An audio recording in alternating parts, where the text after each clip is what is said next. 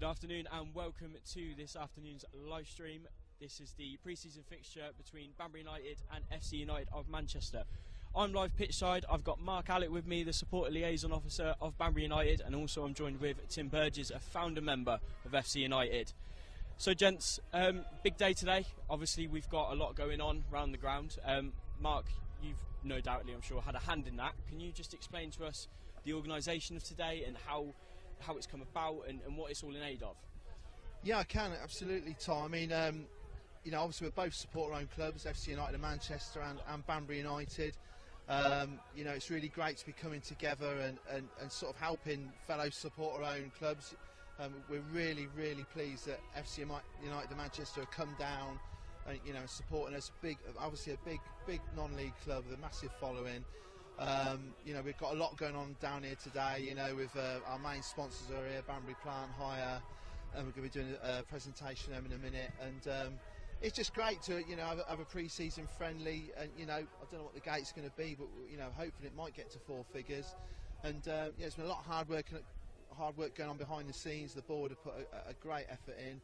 A sponsor liaison officer, I've obviously played a part in that as well. But just delighted, and we hope the weather stays good and everyone enjoys themselves. We've got the Hooky Brewery here helping us out the front with their bar and a little bit of a fan zone going on, and then we've got music after the game, so hopefully the guys will hang around and enjoy that. So it's a really good family atmosphere. And it's, do you know what, it's such a lovely sight to see after 18 months of being almost locked away, isn't it? We've got almost the John Nichols stand all filled up, and we've got the King Sutton and the Townsend, and you can hear the fans going as well. I mean, what else have we got to go? We've got lots going on in the car park. I think I saw a mini coffee van or something going on there. Yeah, we've got the coffee stand involved. A guy called Paddy's doing that. Like I said, Hook Norton Brewery are obviously, very close to us here in Banbury. They brought their sort of cask ales and, homemade, home brewed lagers and ciders, and we've had music out there before the game.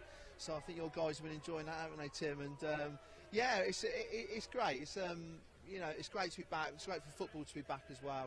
So obviously we've had the Euros to enjoy. Up until a certain point. We won't talk past that bit, anyways. But I think it's all good for us the grassroots for us to be back and back and playing. And it's all in aid of the Floodlight appeal as well. Just talk to us about the history of the Floodlights, because they've been up since '66, is it? I think it's 1966. I think I was reading up on it. Stanley Matthews came down and played under the special game. I think it was Banbury Port Vale back in '66 after they won the World Cup. They've been around now for obviously 55 years. They've all been taken down now, apart from obviously the set over the far side there. The club had them assessed, and I think it was really a case of, to make them safe, it was going to cost about 5 figures to make them safe, and I think they just thought, well, we need to invest in some new lights. They are portable lights, they're transportable, so when we get to a new ground, which we're working really hard on, that they'll come with us. So it's not an investment just for here that's going to be wasted. They're going to come with us, just like everything we got down here, like the goals, the dugouts. Everything's transportable. So we're really delighted about that, and there's a Just Giving page, so people can have a look at that and and get involved. The local community can get involved with donations. That would be superb. But the club's got half of the money to go towards it. It's about £50,000. So whatever we can raise from the supporters and local community, then it'll be very, very welcome. Perfect. And exactly, the link for the Just Giving page will be below in the video. So if you do want to click on that and help us get some new floodlights, that would be brilliant. Tim, don't want to leave you there standing. You've obviously made the trip down from FC, founder member as you've rightly said. Just talk to us about FC, because they've got such a unique history, and obviously there's reasons for that. Just explain to us the origins, sort of how you're getting on now, and how far you've come in such a short space of time. Okay, so FC United was started in 2005. I mean, a lot of people say it was a Glazer takeover that sort of like created FC United, and in many ways it was. Another way, it was the final straw that broke the camel's back.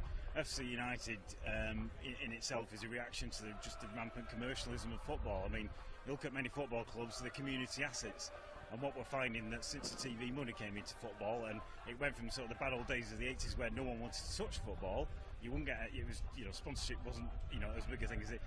Sky money come in, all of a sudden basically a lot of sort of corporate entities become very interested in it, and they like to call themselves businessmen, I call them gamblers. But the thing is, they're gambling with your football club and your future of the football club. And you know, Enfield started it basically 20 years ago.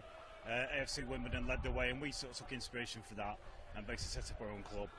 Where we are today, we've got quite a few promotions, and we're just enjoying life. Basically, non-league is a fantastic place to be. Of course, yeah, and I mean, you've brought some quite loud fans. I can hear them there. How many have you brought down roughly? Do you think? I reckon about 250 today. 250. Yeah. I mean, they're in the Banbury town end, and I mean, they're overplaying the Wellerman. So I mean, it's marvellous to be able to have you guys down, of course. I mean, in terms of yourself, do you see similarities with Banbury in terms of maybe not maybe the fans, maybe in terms of how it's run? Or you've only just really got here, but do you see those similarities at all? Yeah, I mean, I think every fan-owned club basically has got its, you know, it's every fan has got its own the club's interests to the heart, and I think Banbury, FC United, Wimbledon, Enfield, Bury all share the same thing basically: club first, money second. Perfect. Thank you very much, gents. We're going to go on to a VT now of the Floodlight appeal. Again, the Just Giving page is in the link below, but once again, we'll see you at full time. Not able to clear the line. He crossed the Magnus. Magnus with a shot! Hernandez! What a goal! On the left foot! 2-1! Hi, I'm Paul Dewster, Financial Director of Banbury United Football Club. My best memory under these floodlights was in 1974 when we beat Oxford United 3-1 and I scored 2 of the goals. Hello, I'm Ryan Jones, Banbury United's full-time community coach and academy coach. I remember coming down here when I was 7, watching the games every Saturday with my dad, and now a decade on, I'm working with the next generation. Hi, I'm Rebecca Howard and I'm the women's first team captain. I've played under these lights for many years now, and my favourite ever footballing memory is scoring over there in the Puritans stand, top bins.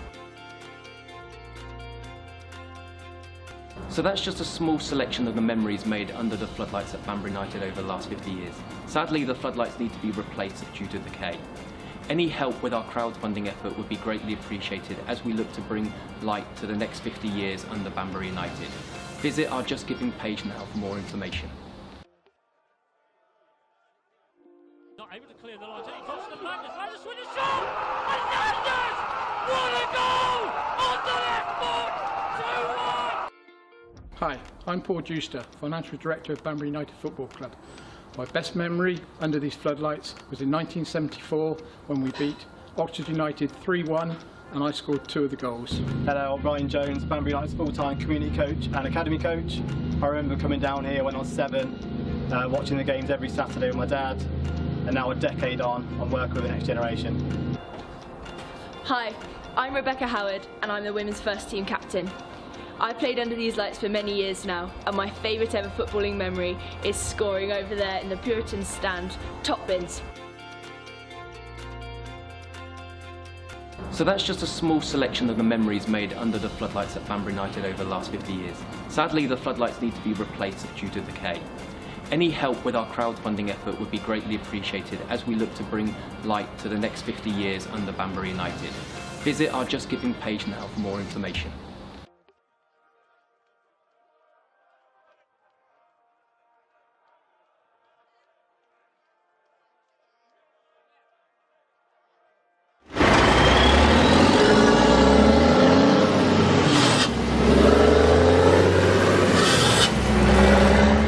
My name's Owen, I work for Banbury Plant Hire. I manage all the logistics of the business, making sure skips go on time, get to their destination, and making sure everything runs smoothly. So the first step of the order process will be the customer calling us with the office staff taking the call. They would process the order, take the payment, and once it's been finalised, it will be sent through to the transport department. So as a business based in the Banbury area, we always look to help communities and businesses in the area, and we're proud to support Banbury. So if you're looking for skip hire, plant hire or building aggregates, then just give us a call at Banbury Plant Hire.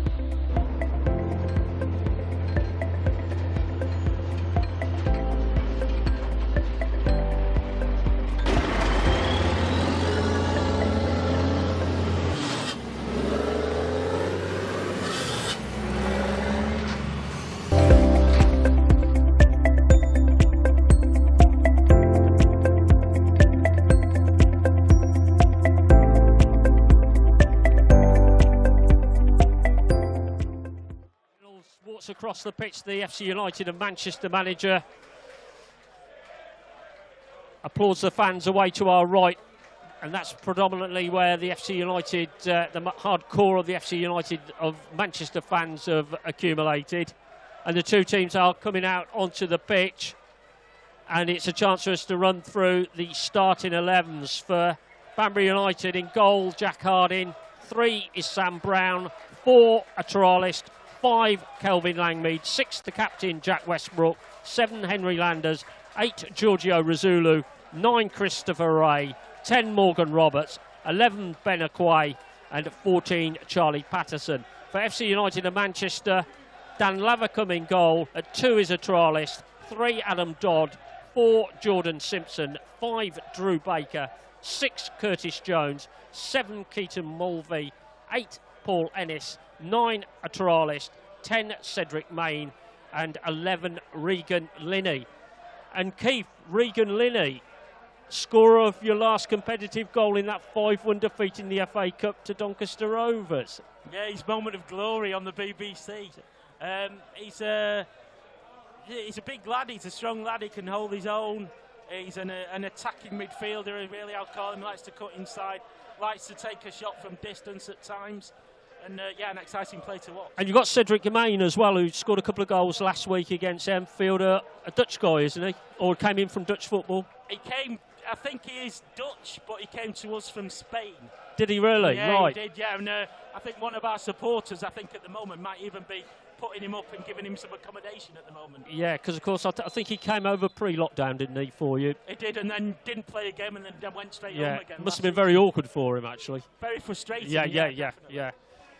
He's probably the centre forward type guy that we've been missing. Yeah, and of course that's often the player that gets all the plaudits. Who are the other players that we could be looking out for? Should be looking out for in this team? Adam Dodd at full-back is an attacking full-back that likes to get forward. He's very good. He's one of our better players. I noticed that for a change, the substitute bench at FC United contains a lot of names that I don't recognise for once. There might be a lot of academy players in there for us, I think. But I think Lavercombe's our first choice keeper. Dodd's first choice. Jordan Simpson, who is son of ex-Manchester City player Paul Simpson. Paul Simpson. He's I think certainly if he's not the son, he's definitely related. Drew Baker is a guy that's come through as a trialist through the pre-season. Curtis Jones I've got a special mention for, because myself and my other half are his player sponsors, so I've got a soft spot for Curtis Jones. Keaton Mulvey is another one that's come through as a trialist in about 5 or 6 pre-season games. Paul Ennis been with us for a couple of years now. Dead ball specialist, likes to strike from distance. Cedric Main, as we've mentioned, red hot striker. We're hoping, I think he'll be a cult figure going forward. And you've mentioned Regan Linney.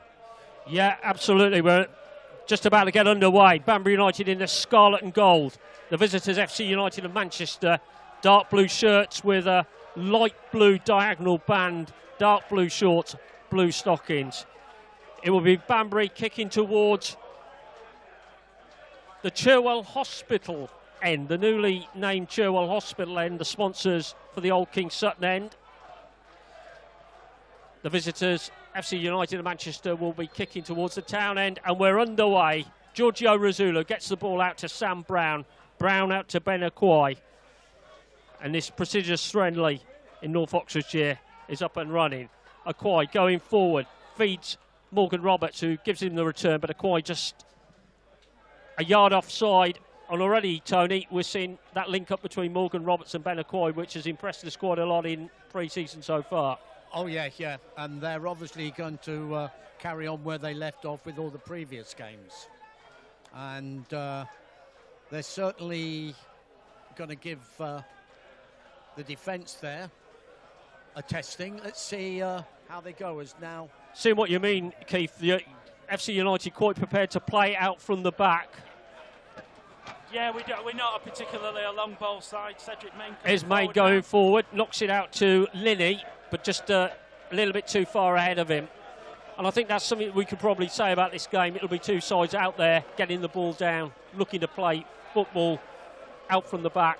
Passing sides, hopefully, certainly from our point of view, definitely. It's certainly been part of the ethos of Banbury United for several seasons now, and Andy Wing has continued that on from the time that Mike Ford came in 2015.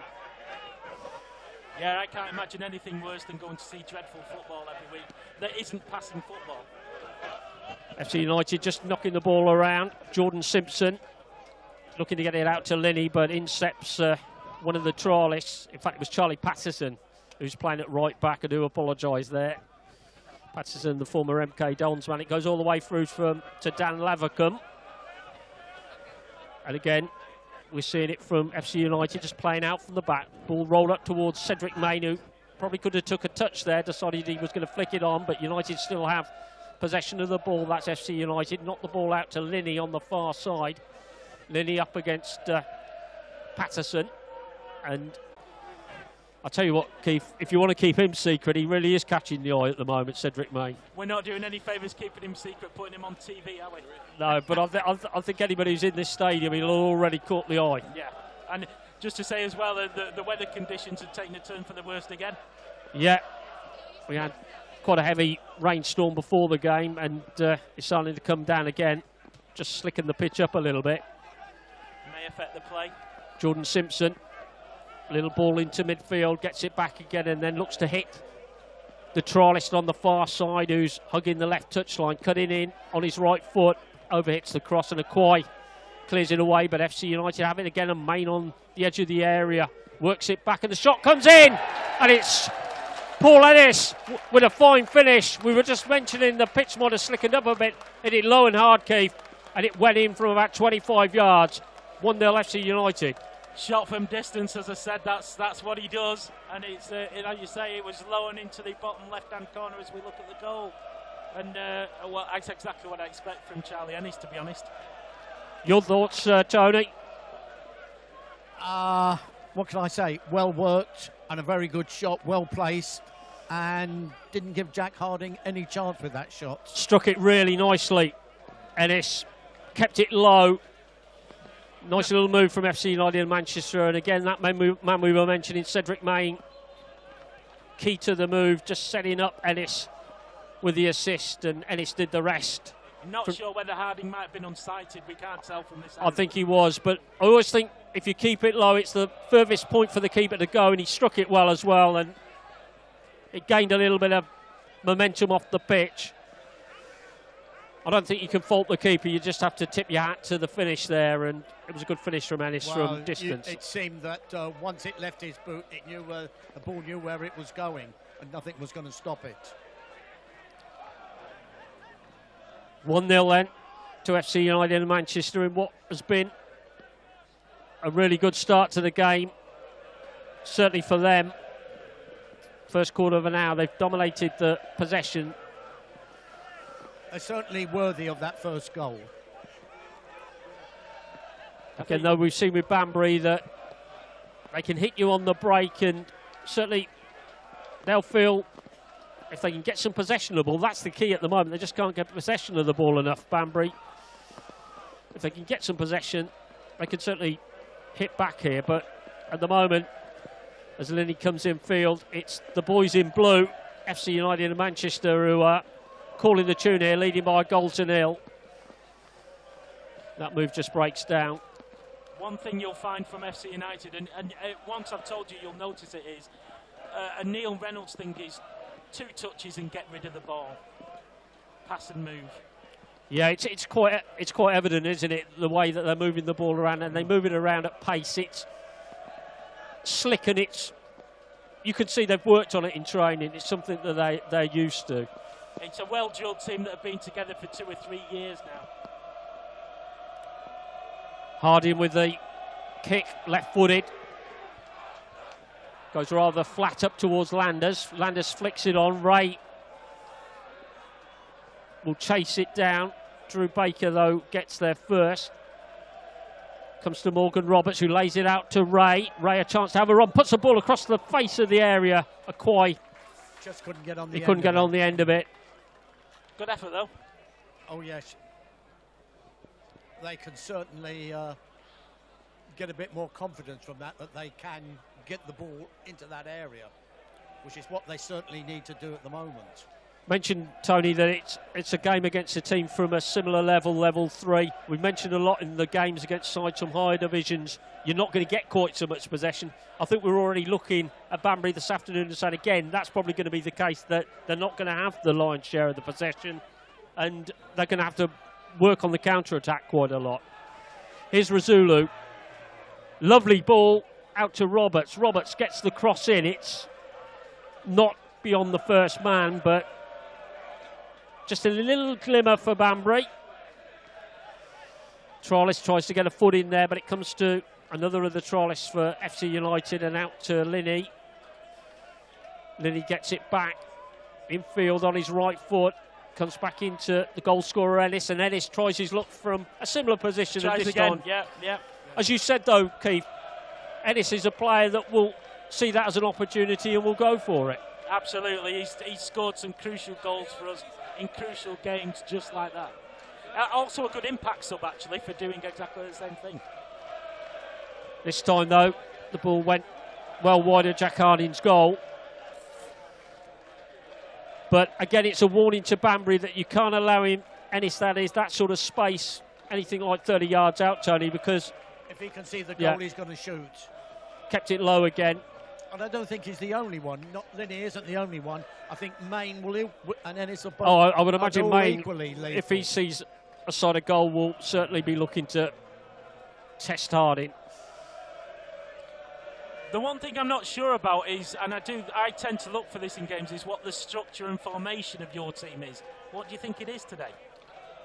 It's not clear to me. It looks like it's very much a 4-4-2, I'd say, at the moment. It's quite fluid, though. Yes, but I think that's part of the way they play. It's very much pass and move, and as FC United come forward again, Westbrook just cuts it out. And tidies up. And the ball goes There's a out. chance for Roberts to turn inside the centre circle. And the pass just got intercepted. Yeah, Curtis Jones. It's an interesting one, actually, you say that, Keith, because you'd normally be looking at certainly the fullbacks looking to get forward, which they're probably not able to do at the moment. So you've got three there now, and I see two wing backs there, but you seem to be swapping between a 4 and a 5. Yes, it looks like it. Again, I think it's definitely more of a 4 though, Keith, in terms of. And here come Banbury going forward. Landers into the box, gets it across. Ray has equalised. Look, it's raining goals in North Oxfordshire, and Christopher Ray scores from 6 yards out. But it was all about Landers down the right-hand side, got the cross in, and it was into a dangerous area, Tony, and Ray did the rest. Oh yes, and that was a very good work down the wing and a cross, which gave the Banbury player a chance to snaffle it. What was your thoughts on that, Keith? Well, I think FC United caught napping at the back. We play a high line. You pay the price when you play a high line. It was 4 red shirts against 3 blue shirts in the end, and that's the price you pay. And of course, with the pace that Banbury have got, that will be something they will be looking to exploit down the wide areas with the likes of Landers and Roberts and Akwai. Yeah. So at 21 minutes now into the game, we have the sides at 1-1, and let's see how then Manchester respond. Well, indeed. They got the lead through Ennis on 15 minutes, but it lasted barely 7 minutes. And even though the visitors have started the better, Banbury have got the equaliser. And it's amazing what a goal can do for your confidence, Tony, and you certainly look for Banbury to build on this. Certainly then, there seem to be, because up until now, Banbury have used very little on this left-hand side. They've got the attacking throw-on of Sam Brown, and Morgan Roberts has not really been used that well down the left-hand side that we know we can do. Are Banbury a team that like to play on the break? They've had to in these pre-season games, because against a lot of the teams from the higher level, you don't get the possession you would normally get. I mean, I think when the league season starts, they'll be looking that they'll have a lot more possession against their fellow league sides. Certainly they are a possession-based side, but around the pre-season... And the referee's now given a corner. It's a corner, but around the pre-season, they've basically had to play second fiddle where possession's been concerned, so it has been mainly counter-attacks. You know, when you're playing Oxford United and Oxford City, those guys, you know, from the academy. Header comes in from Kelvin Langmead, who is really a threat. Akwai on this wet surface gets the shot away and it's blocked. And then Akwai commits a foul on Cedric Main. And he's being called back by the referee. Akwai is having a word. Certainly has been a tough pre-season for Banbury United in terms of fixtures. West Bromwich Albion under 23s, the likes of Solihull Moors, Brackley Town, Oxford City, Oxford United. But you'd imagine something that's going to benefit them a heck of a lot when it comes to when the real stuff starts. Oh, when they go into the league, then they should be able to take all this knowledge and practice with them. Solihull and Brackley are teams we know well, having played them, of course, in the National League a number of times. Yep. Out to this near side to Mulvey. Keaton Mulvey still going, but his pass is a little bit loose. The trialist on the far side will have to scamper back to retrieve it, and in fact, the linesman, it's gone out of play. Yeah, just down in front of Andy Wing. But you'd imagine, Tony, that Andy Wing will be quite happy with the response from his side. Oh yes, having gone a goal behind to get the equaliser. Jack Westbrook with what could be described as rather agricultural clearance, but effective nonetheless. Yes, alehouse soccer we used to call it. Putting your foot through it, we call it. Just out of interest, what are your guys' expectations for Banbury this season? Well, the expectations around the club at the moment are very positive, and I think that the thing is, though, Keith, in this central division, there are about 10 to a dozen teams that have all got the same expectations, which is to try and break into that, at the very least, the playoffs, and maybe get the automatic. Banbury are one of those clubs that are looking to get to that next level. We've had at least one team in our division, South Shields, that's gone fully pro this season. And we've got a couple of others that are following this hybrid model. Are there any teams at your level that are doing that? No, they're all semi-professional at central division level. Ball notched into the box. The header comes down from Drew Baker. Whoa. And then it's cleared downfield. Of course, you mentioned South Shields a couple of years ago when the season was curtailed, the 1920 season was curtailed. You were in second place, but some way behind them. They were right out in front, weren't they? That was the last away game I went to before the first lockdown, was South Shields away.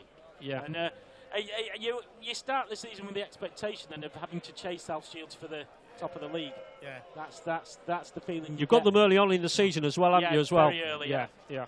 Well, the referee then has just had a word with Mulvey because he was trying to get in with his boot as Jack was clearing it. And I think the referee had a word. Harding clears it downfield. It's again flicked on, but just too strong for Giorgio Razulu bursting through from midfield. And FC United a chance for their defenders to get a foot on the ball. Is Adam Dodd. Jordan Simpson coming forward. Banbury just standing off him a little, allowing him to get the ball up to Cedric Main, who gets the ball out to Mulvey. Mulvey again, over to Dodd. Dodd on the overlap. Just keeps it in play, and then gets past Sam Brown into the area. Comes out to Mulvey, but it's cleared away. And one or two Banbury players there just a little bit incensed by Mulvey trying to get to the ball. I think they thought the referee was going to pull that one up, but he didn't. It was cleared away by the trialist, the number 4. FC United have it back again. Main does well again, just comes and links the play up. Out to Adam Dodd. Simpson will again come forward, lays it into Mulvey. Mulvey, though, gives it away and then fouls Morgan Roberts. I think something, Keith, that we're seeing with Cedric Main is, though, he can drop off, can't he, and just link other players into the game. And like you said, he's quite a strong lad, so he can hold the ball up and bring others into it. He can drag opposition players around the pitch with him and create space for others. Is another thing I think he's doing. Certainly looks impressive. I'm not trying to sell him for you, but I can see what you mean. He's a player that you would imagine will attract a little bit of interest. I think he belongs at a level higher than ours eventually. Just hope that's not too quickly. No. But while you've got him enjoying. Exactly. That's what I love football at this level is all about. Because you look and you say, it's an asset. and it could take your club forward. Guys like him. And if and when he leaves with your best wishes. Exactly. Ball into Simpson. FC United again looking to build out from the back. Mulvey's made a run ahead of the strikers, but well defended by Jack Westbrook. Just comes away from Patterson though, and in goes the trialist to number 4 just to break things up. Go back to Westbrook. Westbrook will give it the long handle up towards the halfway line. Drops to Ennis. Ennis does well and lays it into the number 9, who's a trialist, who feeds his fellow striker Cedric Main, who's again just dropping off into that little pocket. Ball comes out to Adam Dodd. Dodd plays it in field to Simpson, gets it back again, and then it's back to Ennis. Ennis closed down on that occasion. Yeah. I think they've learnt from previous. Ball out to the far side to Linney. Linney cuts one way, then the other. Digs it out with his right foot, and across the face of goal it goes. Yes. Just no one there to tuck it away. Was that a shot or was it a cross, Keith, do you think? I don't think there's enough power on it, possibly, to call it an intended shot. But more luck than judgment. Exactly, but you'll never get the player to admit that, will you? And I've known enough players at this level now over the last 15 years to know that.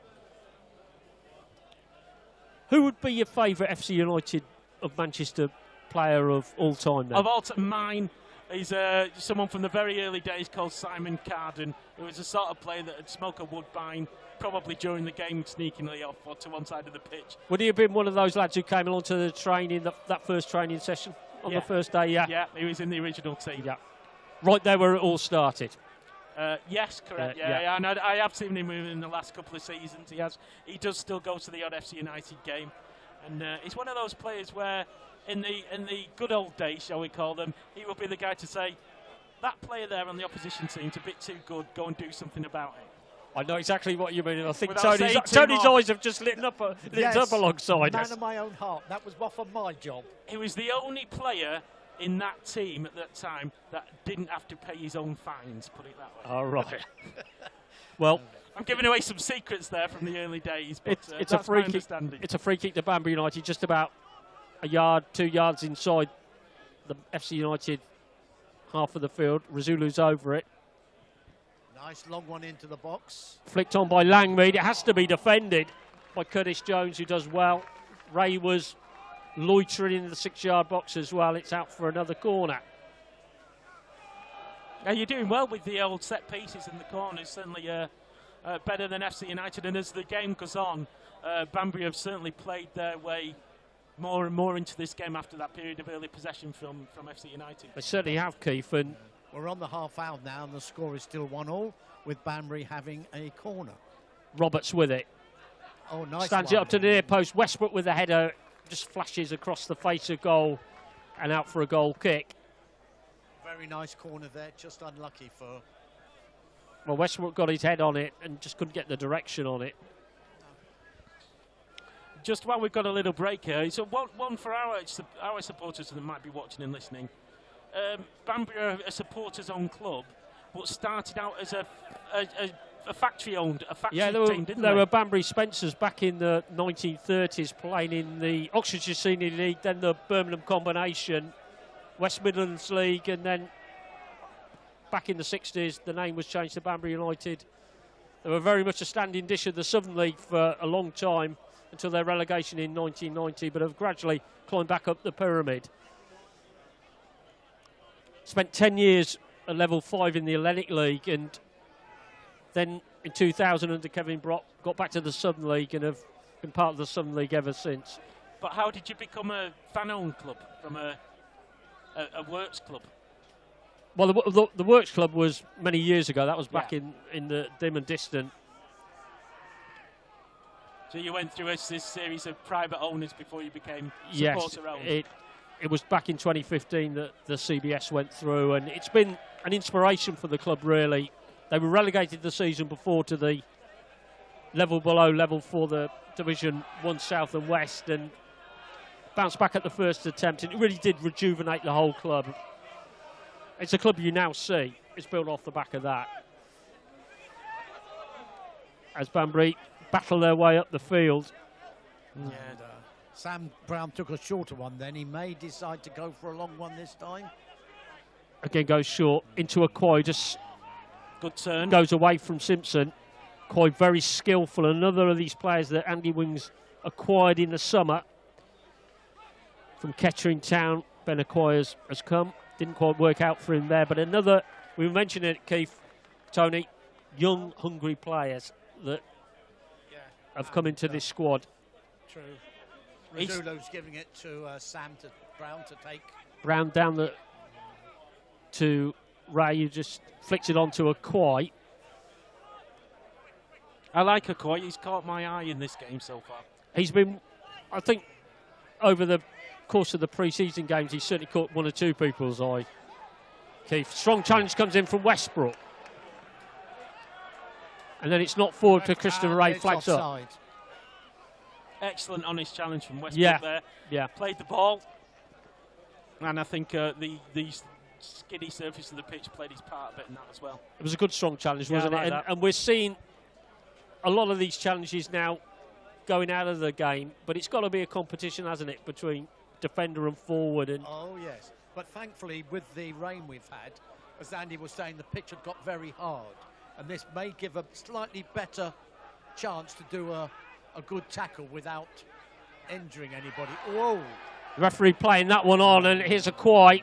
Rizzulo's down, out to Christopher Ray. Ray cuts into the area, cuts in on the right foot. The shot, though, is weak, and eventually it goes out for a corner for a deflection, but Rizzulo's still down on the halfway line. Which was quite a tough tackle on him. Yeah, it was a good stand-up challenge, that, wasn't it? Rizzulo, of course, one of the mainstays of this Banbury United team. On the replay there, you can see his legs were hit by the legs of the other player. Rizzulo, of course, one of the mainstays of this Banbury United team over the last few seasons, former MK Dons man. Yeah, and has scored one or two cracking free kicks. Yeah, because we were talking about Paul Ennis from distance. Well, anything in and around the box on the left-hand side for the right foot of Giorgio Rizzulo, a free kick or anything like that, and he's probably your man. It's looking like it's going to be a far post effort. Rizzulo's going to take that corner with his, he's right, going to curl that in with his right foot. Absolutely. Well, he normally does on that side, unless today he decides to do something different. Westbrook is up there. I think it's interesting to see the position Kelvin Langmead took up, about 7 or 8 yards beyond the back post. Good header of the ball is Kelvin. Ball comes in from Rizzulo, goes straight in on the keeper. It breaks to Rizzulo, to Langmead, sorry. But the acrobatics, he couldn't keep it down, and I think he lost his footing as well. As you said, Tony, scored a lot of goals of what we saw of last season, Kelvin Langmead. Scored, of course, that winning goal in the local derby in the FA Cup against Leamington, which set Banbury off on that FA Cup run. Poor Ben Aquai's been given a yellow card. Yellow card for Ben Aquai. Yeah, it's for the attention on Dodd. I think there's a little bit of frustration creeping in between these two now, but I like to see a good personal tussle. Yeah, those little battles can be very interesting ones. He's got quite a lot of joy acquired down this left-hand side, and I think Dodd for FC United's a little bit frustrated with that, and pushed Aquai away in the end. Free kick taken short.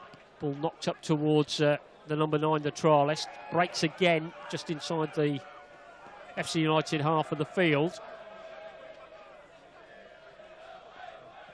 Number 6 there, Curtis Jones, was rather unhappy about something. Of course, today's game, not only you listen to us on Puritans Radio, also streaming live, and it's a free stream, but the club would normally ask for maybe a small donation towards the Floodlight funding appeal. Floodlight's coming down after 55 years, being replaced. I would urge our own FC United supporters to, if you can, put your hands in your pockets, virtually speaking, and contribute some funds to a good, honest supporters-owned club down here in Banbury. Yeah. Small donations would be welcomed by the club. Ball's not forward. Well dealt with by Dodd. He did well there, Keith, to bring that ball down because Ray was in behind him. Oh, he was. One slip and he'd have been through. He's a good footballer, as I say. He's got a good touch and he can hold the ball well. And Roberts, talking of good touches, it wasn't there for Dan Lavercombe. Has the referee given it or given offside? He took a fly kick and left the ball for Morgan Roberts, and Roberts puts it into the back of the net. It'll be the easiest goal he'll probably score all season. There's the no former way Northampton Town man. If you just watch this on the replay, look. Well, he takes a touch. He goes to kick and it. then misses it altogether. And Morgan Roberts sticks it into the back of the net. And it was a definite miss kick. He took a touch. And our colleague Keg from... I think you need a keg after that, Keith. I'm off to the bar. Yeah, Is it half time yet? Yeah. And while you're there, bring 2 more pints back. Yeah. But Keith, the ever reliable Dan Lavercombe, I suppose the only thing you can say is get it out of your system in pre-season. Yeah, obviously a 110% goalkeeping error, air kick there, and the red shirt was on it immediately, wasn't he, and tucked it away. Absolutely no problem. There was no way that in a million years that was ever going to be offside for anything. No. So, the last person to touch it was our keeper before it was tucked Absolutely. away. So, yeah. And on the replay we saw he actually did take a touch, and his first touch wasn't too bad, but the second one was awful. He missed the ball altogether, and Roberts just snaffled it up. Well, I'd like to see FC United go attack, attack, attack now. That's what we sing in these circumstances. Well, just throw it all forward now. Yeah, but if you notice now, it seems to be part and parcel of the attacking, well, both sides. 1 or 2 players will go out there to harass the goalkeeper, make him make a mistake, which we just saw the result of that. And but many years ago, the players would not have been doing that, especially when the goalies used to have to bounce it so many times. It's called goal hanging when I was a kid. Yeah. Just another poor pass there, though, from FC United. Almost gave possession away. Ball not forward by Lavercombe. Brown will pick it up, but he gives it away to Simpson. Here's Dodd. Comes in field. His ball, though, is blocked by Razulu, and then Simpson knocks the ball out to the far side to Drew Baker. Banbury just getting themselves back into position, out of possession of the ball, leading by 2-1 in what has been a exceptionally good first half, played in front of a large crowd as Landers goes to ground. And the linesman immediately flagged up, and I think the yellow card's coming out. I think there'll be a few words from Renault at half-time. This is getting quite lackadaisical now for It looked like it was that Drew Baker that got the yellow card. Just have a look at that, because there was a couple of... Baker was one of them, wasn't there? And there was a trialist over on that far side who was in the vicinity. I'm not quite sure who he did give the yellow card to, but he certainly did issue a yellow card. And it's going to be a free kick to Banbury United, which Razulu will take for the foul on Landers. Banbury United leading by 2-1. They've turned it around here in this first half and got a goal behind. Forward to Langmead, who flicks it on. Landers can't quite get there, and Lavercombe is in control of the situation. And here we have... Dodd cuts in field. Got to ask you, Keith, I'm looking at Dodd. Is he a left-footed right back? He seems to come inside a lot. I think he's both-footed, to be honest. I mean, but I did say before the game, our wing backs like to tuck in. Yeah. I was just looking at the number of times he actually comes in on his left foot. We see a lot of right-footed left backs, but not so many left-footed right backs. Well, it's as much a tactical thing driven by the manager as something the players naturally do. It's something they've been doing now. Right. Dodd's been doing for a good couple of seasons for us, and it's the way the prime manager likes to play it. Long pass up. Yeah, Ray is in behind here. Well, I said was in behind. Good defending from Drew Baker, and it was good defending. Nice and calmly done. Gets it to the number 2 as a trialist. And again, FC will play out from the back. Yeah, there's a lot of open space here on the right. Dodd is making a little bit of width down this right-hand side, but FC United going in field again with Jordan Simpson out to the trialist on the far side. In fact, it was Drew Baker who lays it out to the trialist on the far side, who'd made the extra width down the left. Ball now into Main. Good slick football from the visitors. Ennis, lovely ball out to Dodd. Dodd on the left foot, lays it in field. rolls away from the trialist, the number 9, and Banbury get it clear up towards Christopher Ray, and Landers will burst forward. And brought down again. This time, though, nothing doing as far as the referee is concerned. No. Landers goes to ground. Reasonable, we would have said years ago, a reasonable shoulder charge. Do you know one thing your players are doing, certainly in midfield now, that to me that they weren't doing earlier in the game, when we had more position, is denying us space and time on the ball. Ball back out to Morgan Roberts. Roberts will shoot, Deflection. and it takes a wicked deflection, which takes it away from goal, fortunately for Lavacombe. And we've got another Banbury corner here at 43 with a couple of minutes to half-time. Certainly Roberts on his left foot won't be shy of shooting from that sort of range. As the Banbury United supporters behind that goal. And it looks like it's Razulu to take the corner again. Get into fine voice. Razulu with this corner. Sent it in low. That was deliberate because he saw Westbrook across the front post, and Westbrook's little attempt goes out again. Yeah.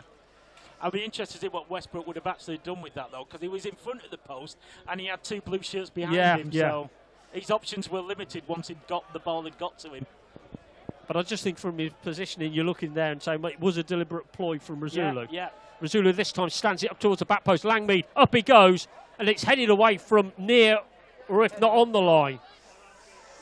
Langmead did well, and we saw him at the back post there, just lurking, and this time Razulu's corner and onto his head. Grabs the ball in the middle of that and gets it out. Certainly cleared from close to the line, if not on it. Banbury have the ball back again, and it's the number 4, the trialist, who plays the ball up to Ray. Ray has got himself caught offside. Interesting you say that, Keith, though, about the midfield, because the player actually catching my eye, who's doing a lot of work in the midfield, is the number 4, the trialist. Yeah, for Banbury United. And again, he'll be a player with a point to prove. But it's certainly noticeable that you've tightened up in the midfield and at the back. And whereas we had the time and the space earlier to ping those passes around and take those 2 touches, that time and space has been cut down dramatically. Well, there's a stray pass, and it's gone to Ray. Ray trying to get it onto his right foot, gets the shot away, off target. Yeah, it's.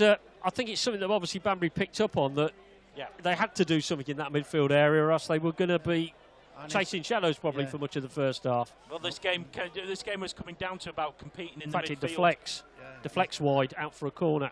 And Morgan Roberts is going to take the corner on the far side. Will swing it in with his left foot. Left foot of his. Patterson just offers a little bit of a close opportunity, puts it into the back post looking for Langmead. It's cleared away out to Razulu. Razulu will feed Langmead. Langmead will look to turn back on his right foot. Didn't fancy crossing it with his left. Here's Razulu. Does a little dance and a jig over the ball and then comes back in field. Still going Razulu. Feeds the ball out to Roberts. Roberts will look to get it onto his left peg, you'd imagine. Still going, no, Roberts. Gets the cross and it's cleared away. And the referee blows for half-time. And it's Banbury United 2, FC United of Manchester 1 at half-time. It's been an entertaining watch for everybody in the crowd and an entertaining watch for all of us, I think. Absolutely. Yeah, really enjoyed it. Your thoughts, Tony? The referee was very good. Just gave it a minute and a half of time over. Kept a very good close eye on the game because, you know, there were 1 or 2, shall we say, tackles that did get a bit fierce. But then I think that's right, because you do need commitment in a game. You don't want to lose that ball, so that's good. And I think Banbury, after the first sort of 15 minutes when they were really on their uppers, Banbury seemed to settle down and then started to play the way they can. And I think as well, they were stretching the Manchester defence towards the last 10-15 minutes. Yeah. All right, there was a mistake by the goalie, but Banbury have been pressing down that right-hand side over and over again. And it's your players that were coming forward in the first half have had to start staying back to cover that, which is good for Banbury. Yeah, Banbury United, as you said, didn't start so well. It was a good start for FC United. Manchester really bossed the first 15 minutes or so. Took the lead on 15 minutes through Paul Ennis. A low shot past Jack Harding from distance. But gradually Banbury played their way back into it, and 7 minutes later, an equaliser set up by Henry Landers down the right, crossed in for Christopher Ray to equalise from 6 yards. And then in the 37th minute, Dan Leverkusen, with the ball at his feet, took a complete air kick, leaving the ball for Morgan Roberts that is, to roll it home for 2-1. Certainly it was FC United who started the better of the two teams when Main hit the post, the lively Cedric Main hit the post. They took the lead, but Banbury played their way back into it, and at half-time they lead by 2-1. I'd like to think, really, you know, the game now is, Banbury may be 2-1 ahead, but I think the game is very evenly poised. Both sides are going to come out and I think attack, because basically they both want to win.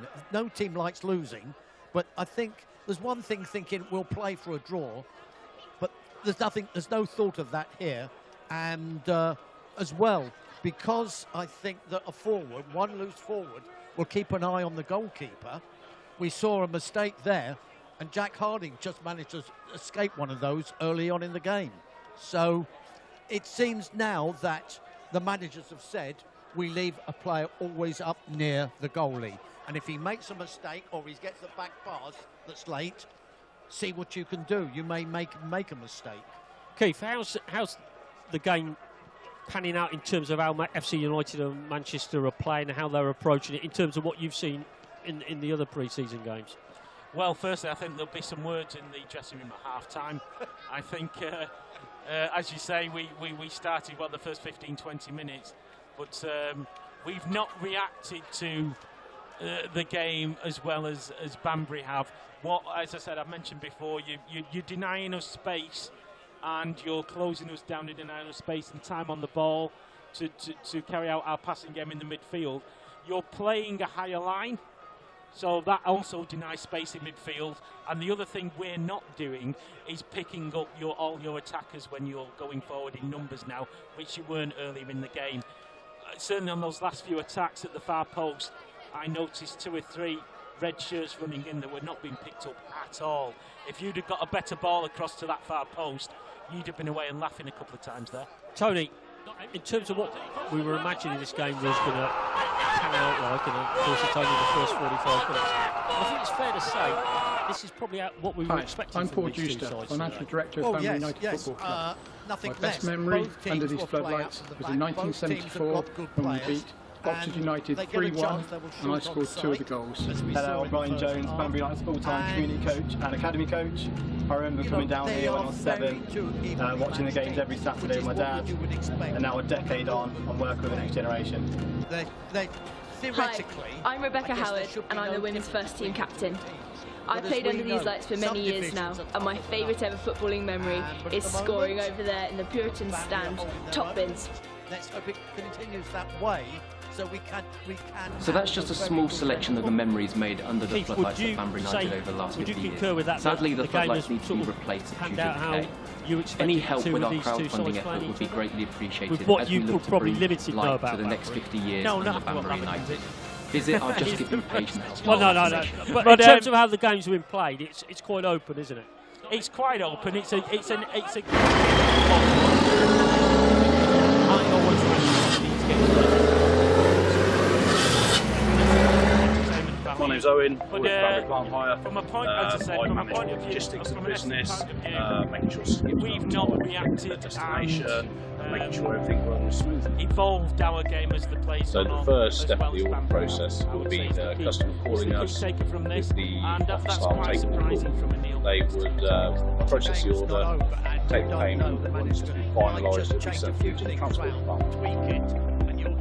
So, as a business based in the Banbury area, we always look to help communities and businesses in the area, and we're proud to support that. So, if you're looking for skip hire, plant hire, or building aggregates, then just give us a call at Banbury Plant Hire.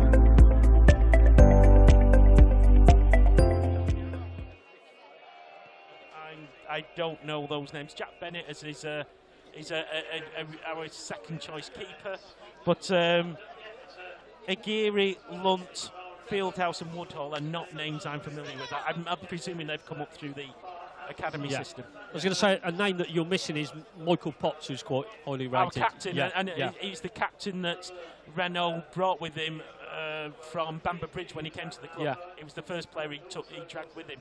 We've also brought Michael Alistair Waddicker.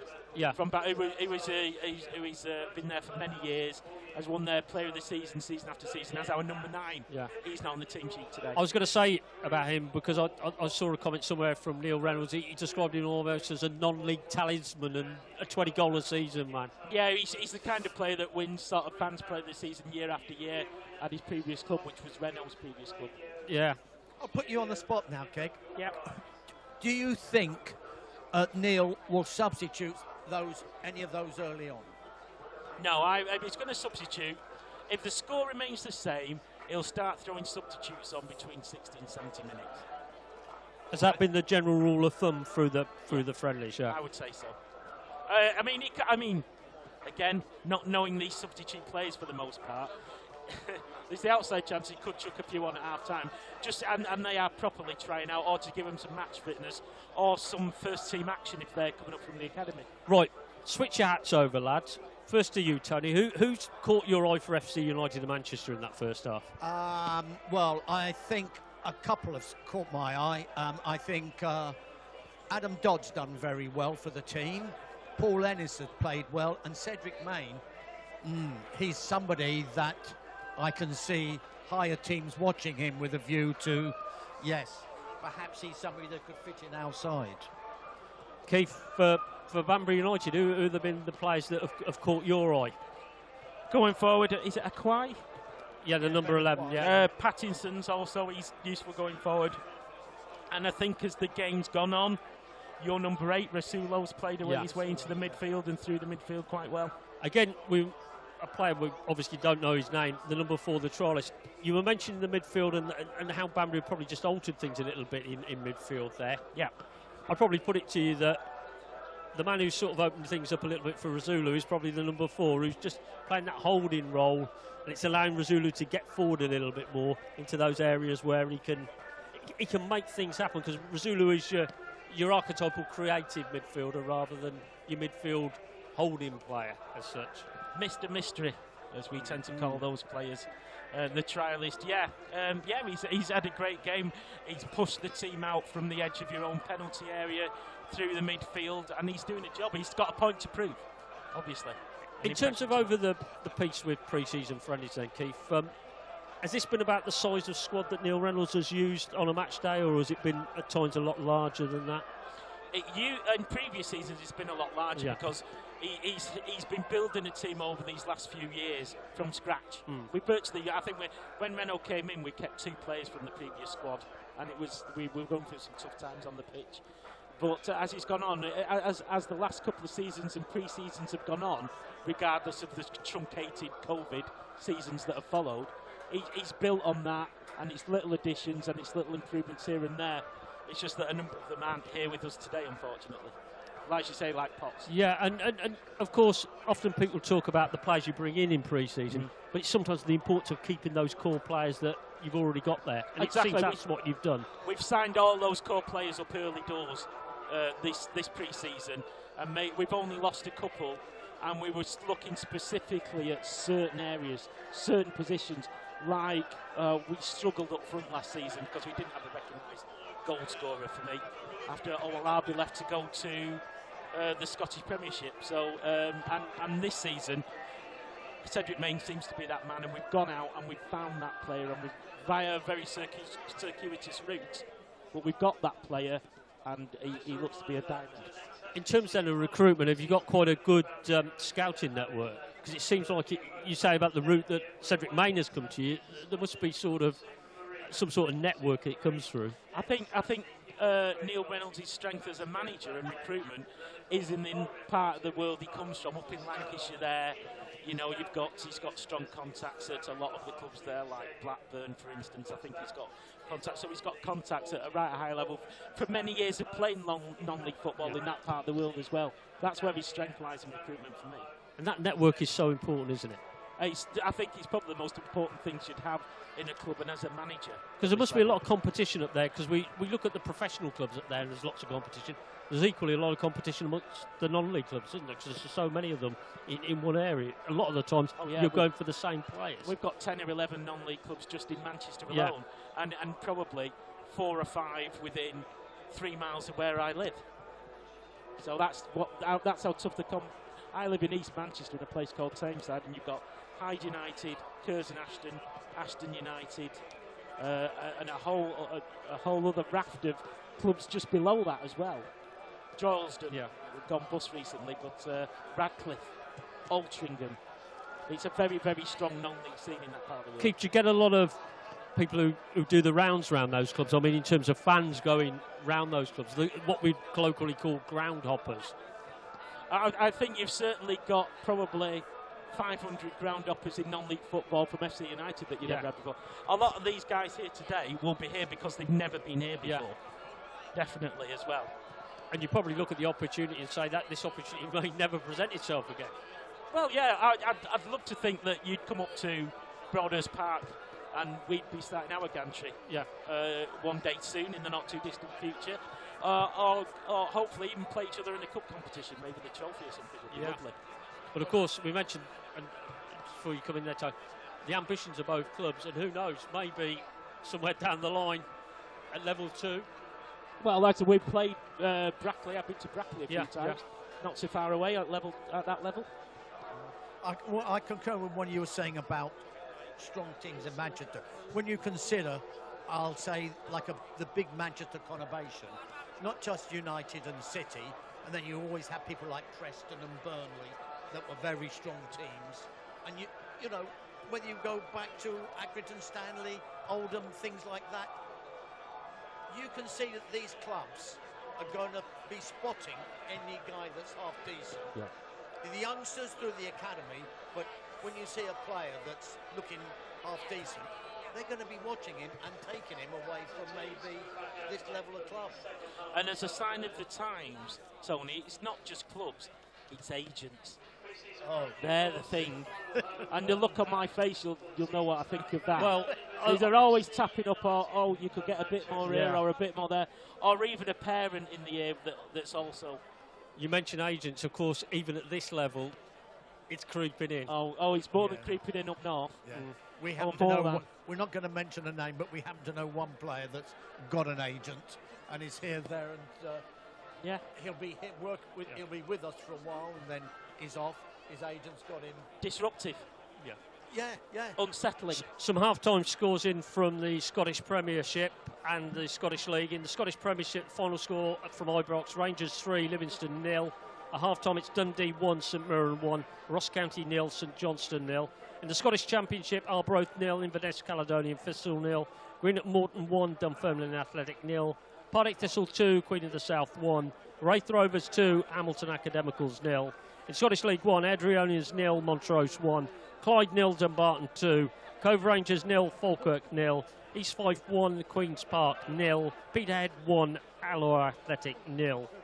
In the Scottish League 2, it's Albion Rovers 2, Edinburgh City 0, Annan Athletic 0, Forfar Athletic 2, Elgin City 1, Stranraer 0. The debutants, Kelty Hearts, they're leading Cowden Beef by 1-0 at half-time. And the game between Stenhousemuir and Stirling Albion, it's 0-0 at half-time. And the referee now is getting ready to start the second half. He's just acknowledging the goalkeepers. Yeah, and it's going to be FC United of Manchester who get us underway for this second half. They'll be kicking towards the Cherwell Hospital end, newly named end. And it's Mulvey who gets us underway for this second half. Ball out there with Adam Dodd on the... Well, actually, Adam Dodd has switched across to the left-hand side. So it's going to be interesting, Keith, because we're going to see now his proficiency on the left-hand side. Well, you talked about substitutions. We have made a substitution at second for the second half. I think Linney's off and number 17, Trey Pemberton, has replaced him at half-time. Oh, no, Linney's just on, isn't he? Yeah, yeah. We'll get across that one in a minute. We've got Trey Pemberton on, who's on the ball at the moment. Lays the ball out to the far side. Dodd, I think. No, Dodd's over on this side, on the left-hand side. Yeah, he switched to the left. Yeah, so well, that's how two-footed he is. Yeah. Do you know what? Just on looking at him, he looks left-footed to me, to be quite honest. Yeah. Anyway, ball just flicks off Paul Ennis. Wasn't the greatest of touches there. Be interesting to see, though, to disprove that theory. He'll probably be cutting in on his right foot all the time from the left. Yeah. Number 2, the trialist. Your trialist is still on. So who has Trey Pemberton? Yeah, I'm just going through the list now. Mulvey's still on, I think. Is it the number 9? Is it the number 9 trialist gone off? It looks like it could be, yeah. It looks like the number 9. Yeah, I can't see him at the moment. So I was looking for players I recognised. Pemberton on for 9.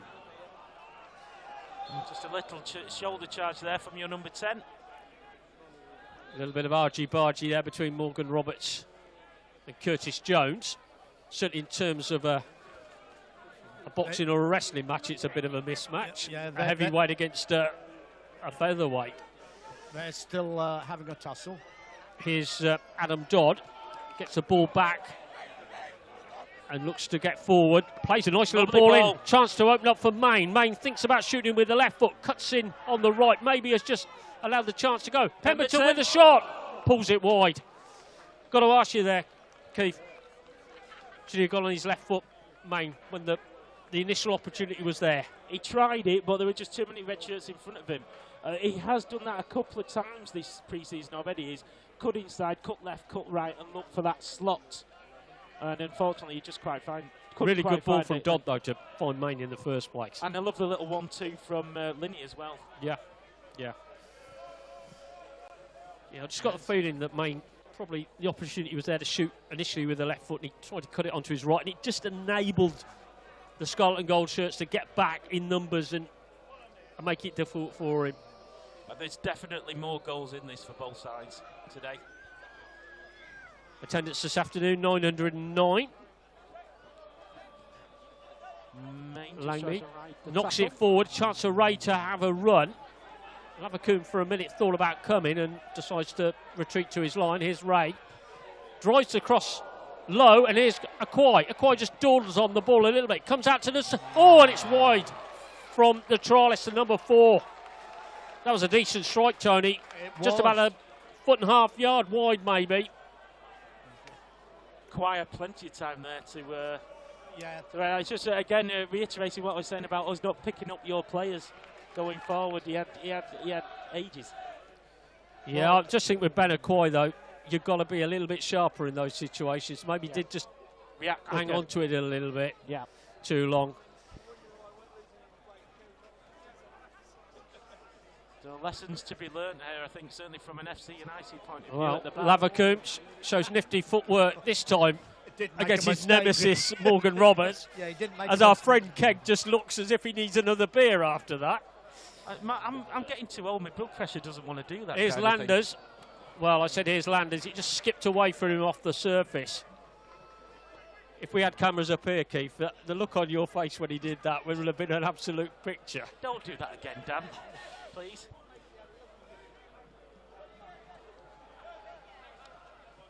I know it's only pre-season, but... Oh, Ray's brought to the ground. What's the referee giving? He's giving a free kick, and it's in a decent position, this. Love the bit of play that from your number 9. He Chris Ray. Our number 5 really tidily. Now, is Rizulu going to take this? Or well, you've got the options of him or Roberts. Roberts with the left foot. You'd imagine if it's going to be swung out, it's going to be Rizulu. Westbrook's up there, Langmead's up there. Ray, as you would expect, the number 9 is in there as well. Rizulu puts it in low for a moment. It looked like it might drop to Ray. Drew Baker deals well with it out for a corner.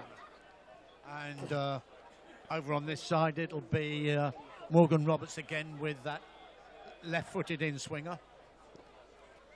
Roberts will take this left-footed.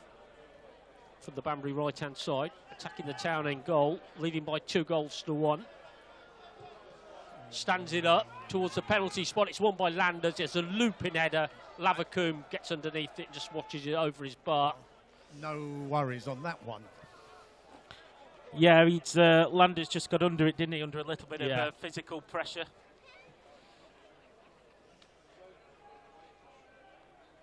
It's an absorbing game of football, though, both from a point of view of individual battles and tactically. Yes, yes. As we said earlier, it's sometimes interesting to see how those little individual battles sort of pan out over the piece, and it can give you the most pleasure in a game sometimes as a supporter and an observer. Dan Lavacombe with the clearance. It goes out off Patterson's head. Actually, Patterson appealing that it was a Banbury ball, but we could see that quite clearly up here without the need for a replay to see that Patterson got the last touch. Adam Dodd takes the throw. Back in field to Ennis. Back to Drew Baker, and Baker will go back to Lavacombe, who Morgan Roberts will chase after, because we all know what happened in the first half. Around about the 37th minute. And then Drew Baker gets a little bit lucky there as Landers look to close him down. Just what I was thinking.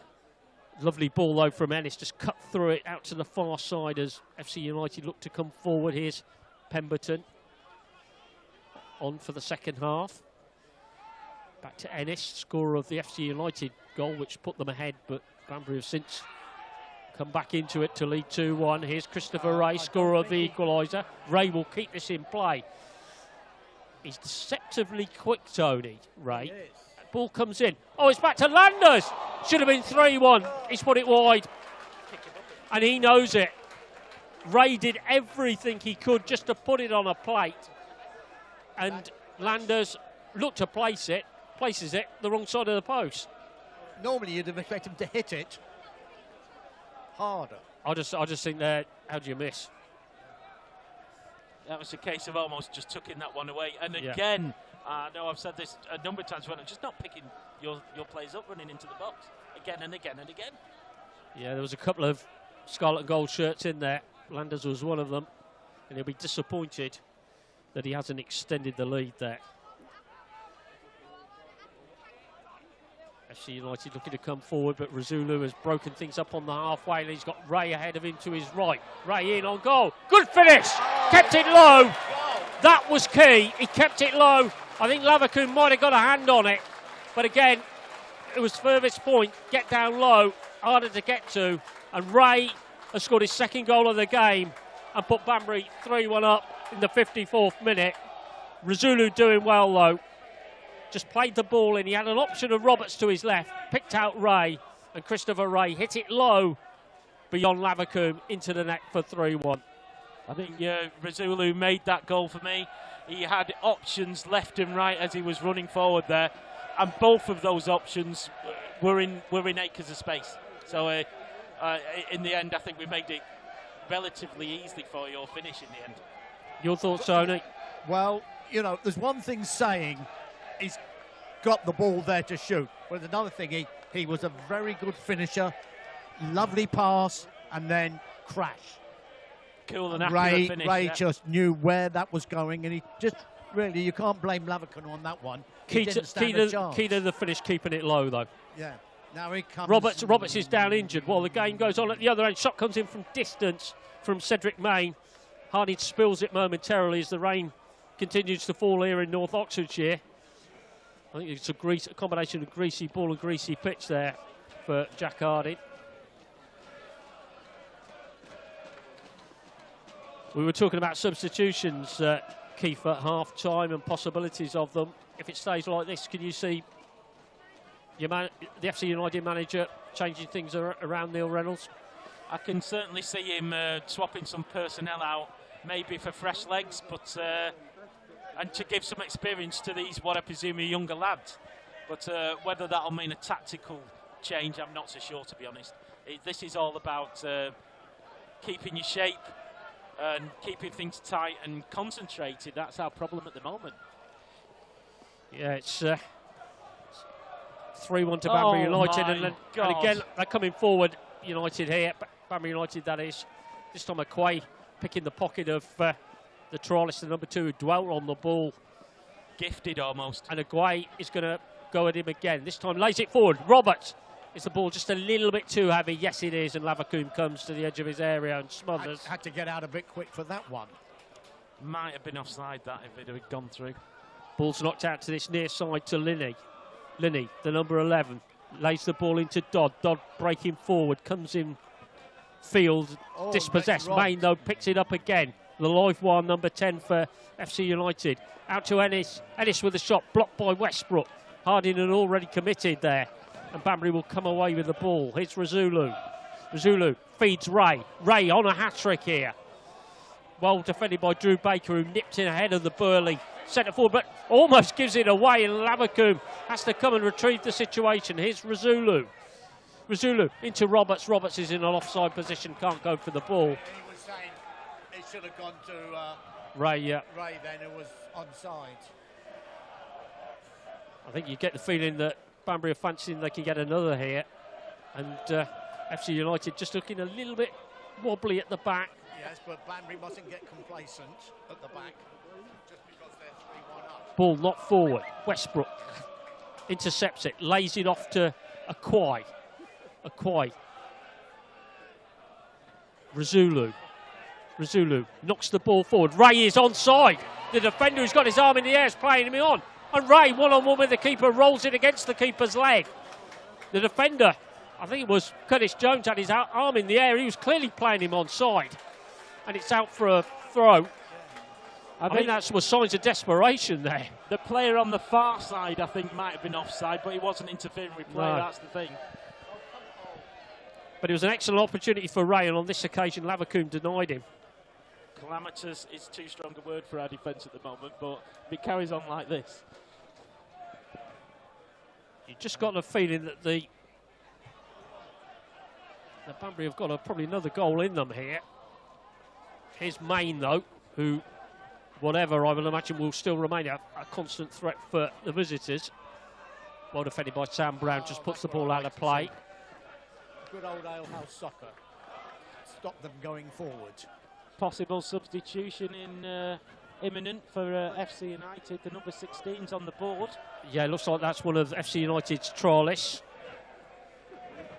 Keep an eye on who Neil Reynolds is going to remove from the play as the ball goes out of play. This is a chance for them to make that substitution. And who are they going to take off? It's going to be a throw to Banbury United, just about level with the edge of their penalty area. Sam Brown, ball in hand. Any potential change hasn't been made yet for the visitors. Brown gets it up to the halfway line. Akwai picks it up, and then Ennis lays it into Main. Main just having his shirt tugged there by Jack Westbrook as he looked to turn. And it's going to be a free kick to the visitors, FC United of Manchester. Ennis takes it quickly out to Pemberton on the far side. Gets it back. There's Ennis. Infield it goes to Simpson. And then the move just fizzles out. And it's a goal kick to Banbury. Back to Sheik Rain again. Yep. Adds that level of unpredictability now. It's going to be a goal kick to Banbury United again. Just looking across to that far side. There is some activity down on the away bench. Maybe 2 substitutions. Yeah, it looks like there's another player being prepared over there, so you'd imagine Neil Reynolds will bring on 2 substitutes in the very near future. This could be it. Cleared away and out for another throw, and this is the opportunity for him to make those substitutions. Keaton Mulvey is one of them who's going to come off. It's just an unnamed trialist, yeah. Number 16 is on. On for Mulvey. Yeah. Who's been booked and had 1 or 2 tussles. Regan Linney, who we mentioned, scored the last competitive goal that FC United Manchester scored in that 5-1 defeat to Doncaster Rovers in the FA Cup first round back in November. Yes. He's going off.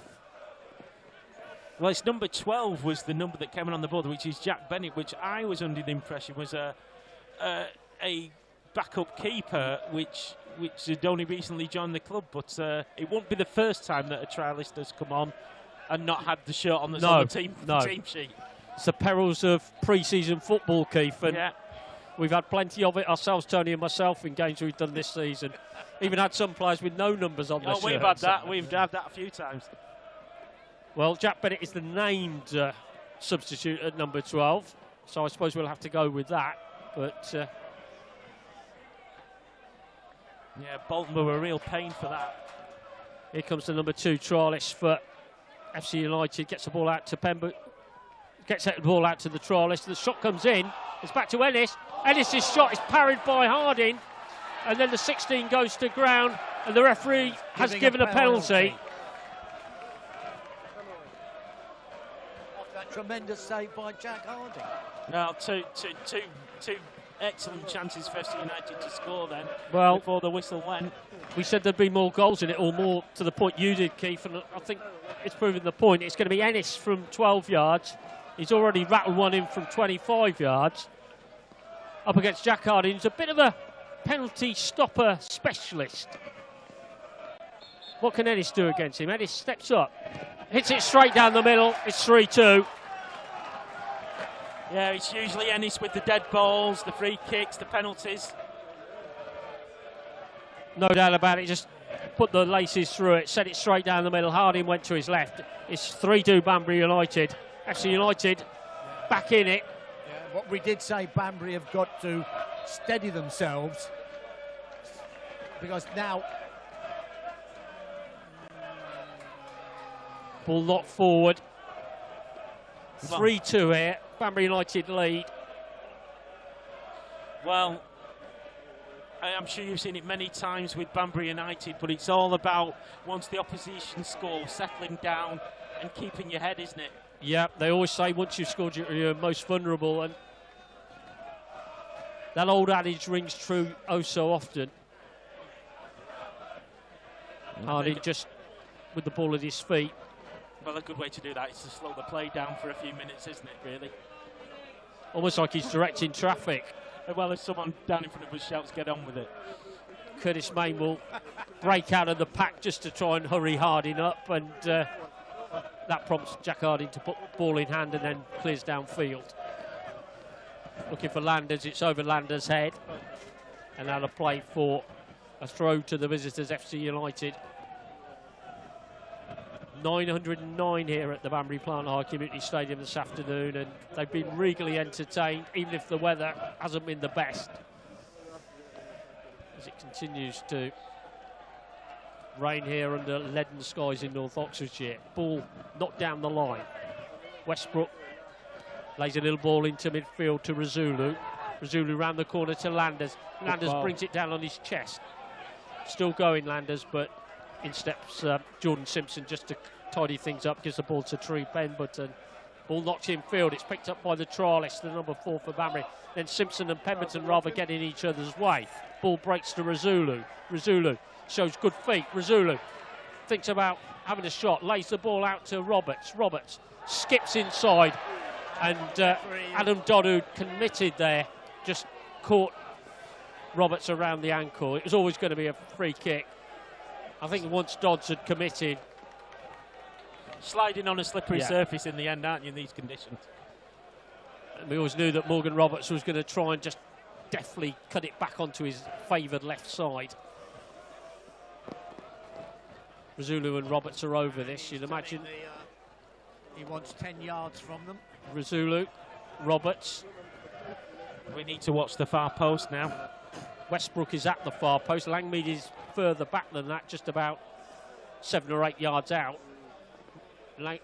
Westbrook is coming across now to a more central position. Langmead's gone to the back, goes in towards him. It's cleared away to the edge of the area.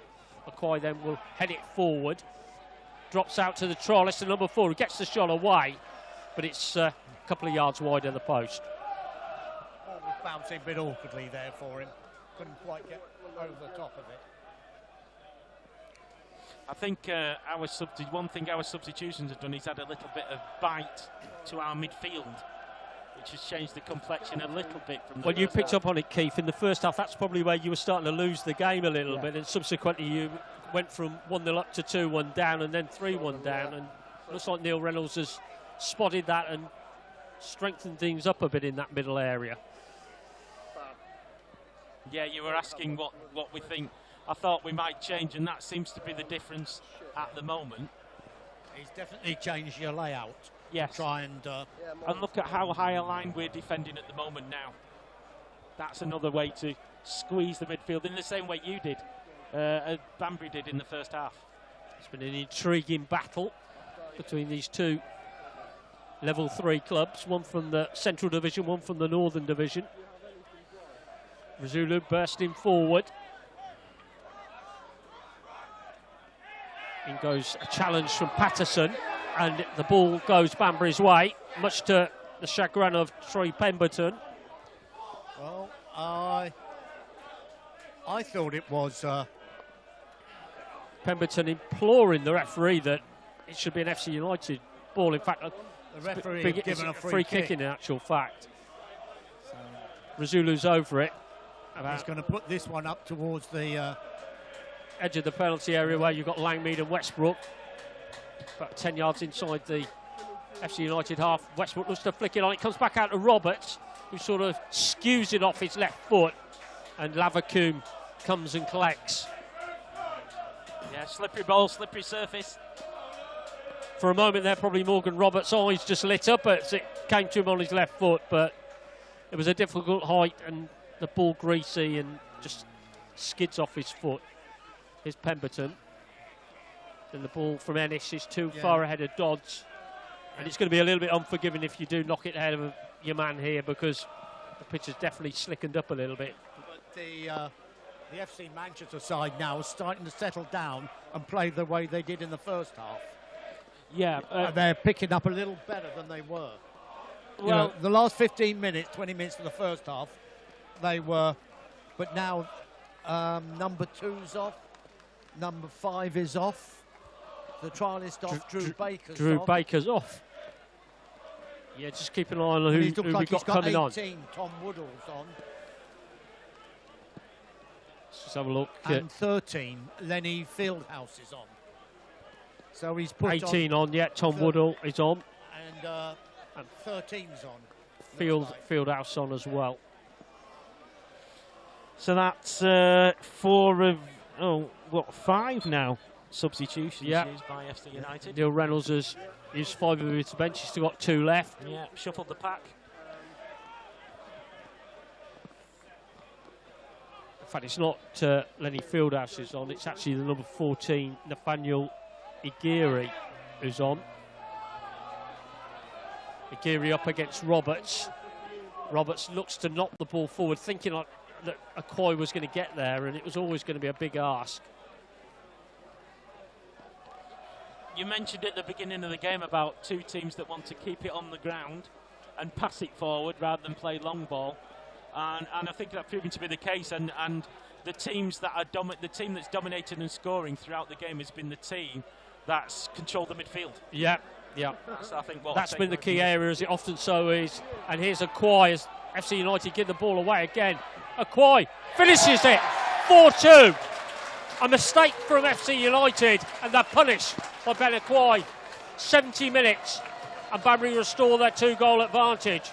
Ben Akoi with a quite composed finish off his left foot. There he goes, not being challenged. Comes from a mistake at the back. Yeah. Picked his spot. Your take on it, Keith, because it's come from an initial mistake. The finish is good, but really shouldn't be. Frustrated with the amount of mistakes we're making, to be honest, individual mistakes. And I know they don't worry managers too much, especially in pre-season, because managers always say, well, we can fix individual mistakes, and they're individual mistakes, but they just annoy the hell out of me. I know. It's just very frustrating to watch them happen. Morgan Roberts is going off for Banbury United, having scored the 2nd goal of the afternoon for United, and on comes... and the trialist has gone off, and he's actually played quite well, hasn't he? Yeah. The number 4. So who's come on for Morgan Jack Finch is on for the trialist. And who's come on for Morgan Roberts? And it's Ethan Johnston, the recent signing from Northampton Town, who's on for Morgan Roberts. So one cobbler for another cobbler, or ex-cobbler, I should say.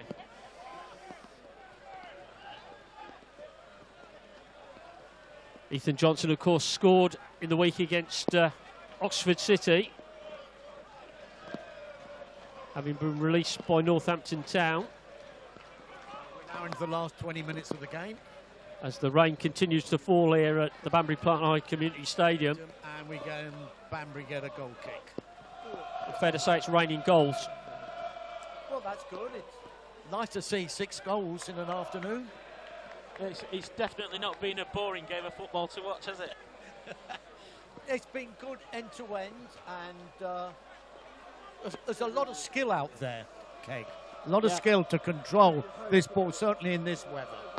I think you've got 2 teams who have continued to play football as it should be played. Harding takes this goal kick, gets it up over the halfway line. Flicked on by Ray towards Johnston. Landers coming in off the right wing. Johnston is in there trying to make things happen, but Ennis will come away with it. Feeds it through to Curtis Main, who's a winning runner up front. Cuts in on his right foot, tries to cut back outside and is dispossessed by Patterson, and Banbury will come away with the ball, but just as I say that, Dodds breaks the play up. Feeds it to Ennis. Ennis and a free kick. Goes to ground under a Quay's challenge. Little push, I think. Will Ennis fancy this from here? Oh, yeah. Yeah, definitely. It's fairly central, about 30 yards out. Yeah. Maximum. But as our colleague from Manchester said, it's the sweet spot for Ennis. Yeah.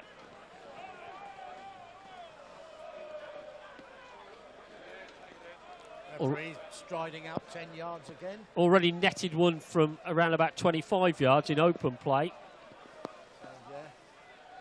And we'll be fancying this one from this dead ball a little bit further out. And Chris Ray's staying back in case the ball comes loose to him. And this will take it, hits it low, and Harding gets everything behind it. But safe down at the foot of the post. But probably that wasn't as hard as Ennis could hit it. No, not at all. But I think he's taken you guys' advice in the fact that hit it low, hit it hard, and aim for a corner. I think that's what it was all about, wasn't it? He was looking to keep the ball low and maybe gain a little bit of pace off the wet pitch. Quay, dancing feet, gets away from his man down the left-hand side. Feeds it into Ethan Johnson. Johnson turns back in to the defender, Curtis Jones, and away come FC United of Manchester. Coming forward, Dodd up to the halfway line, lays it into Pemberton. Pemberton, though, under pressure from Landers, forced to go backwards, and then Lavacoon is given the hurry up by the enthusiastic Ethan Johnston. In goes Finch with a strong challenge on Bennett, and the ball goes out to the far side to Terence Lunt, who's come onto the pitch for FC United of Manchester.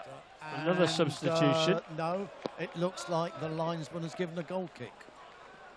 Yeah, ball out for a goal kick. Lunt doing everything he could to try and keep it in play. As the FC United fans still continue to make themselves heard. I mean, just as a quick aside on this, Keith, FC United of Manchester, how many of these fans would still be going to Old Trafford? There's still quite a few of them make the trip over to Old Trafford.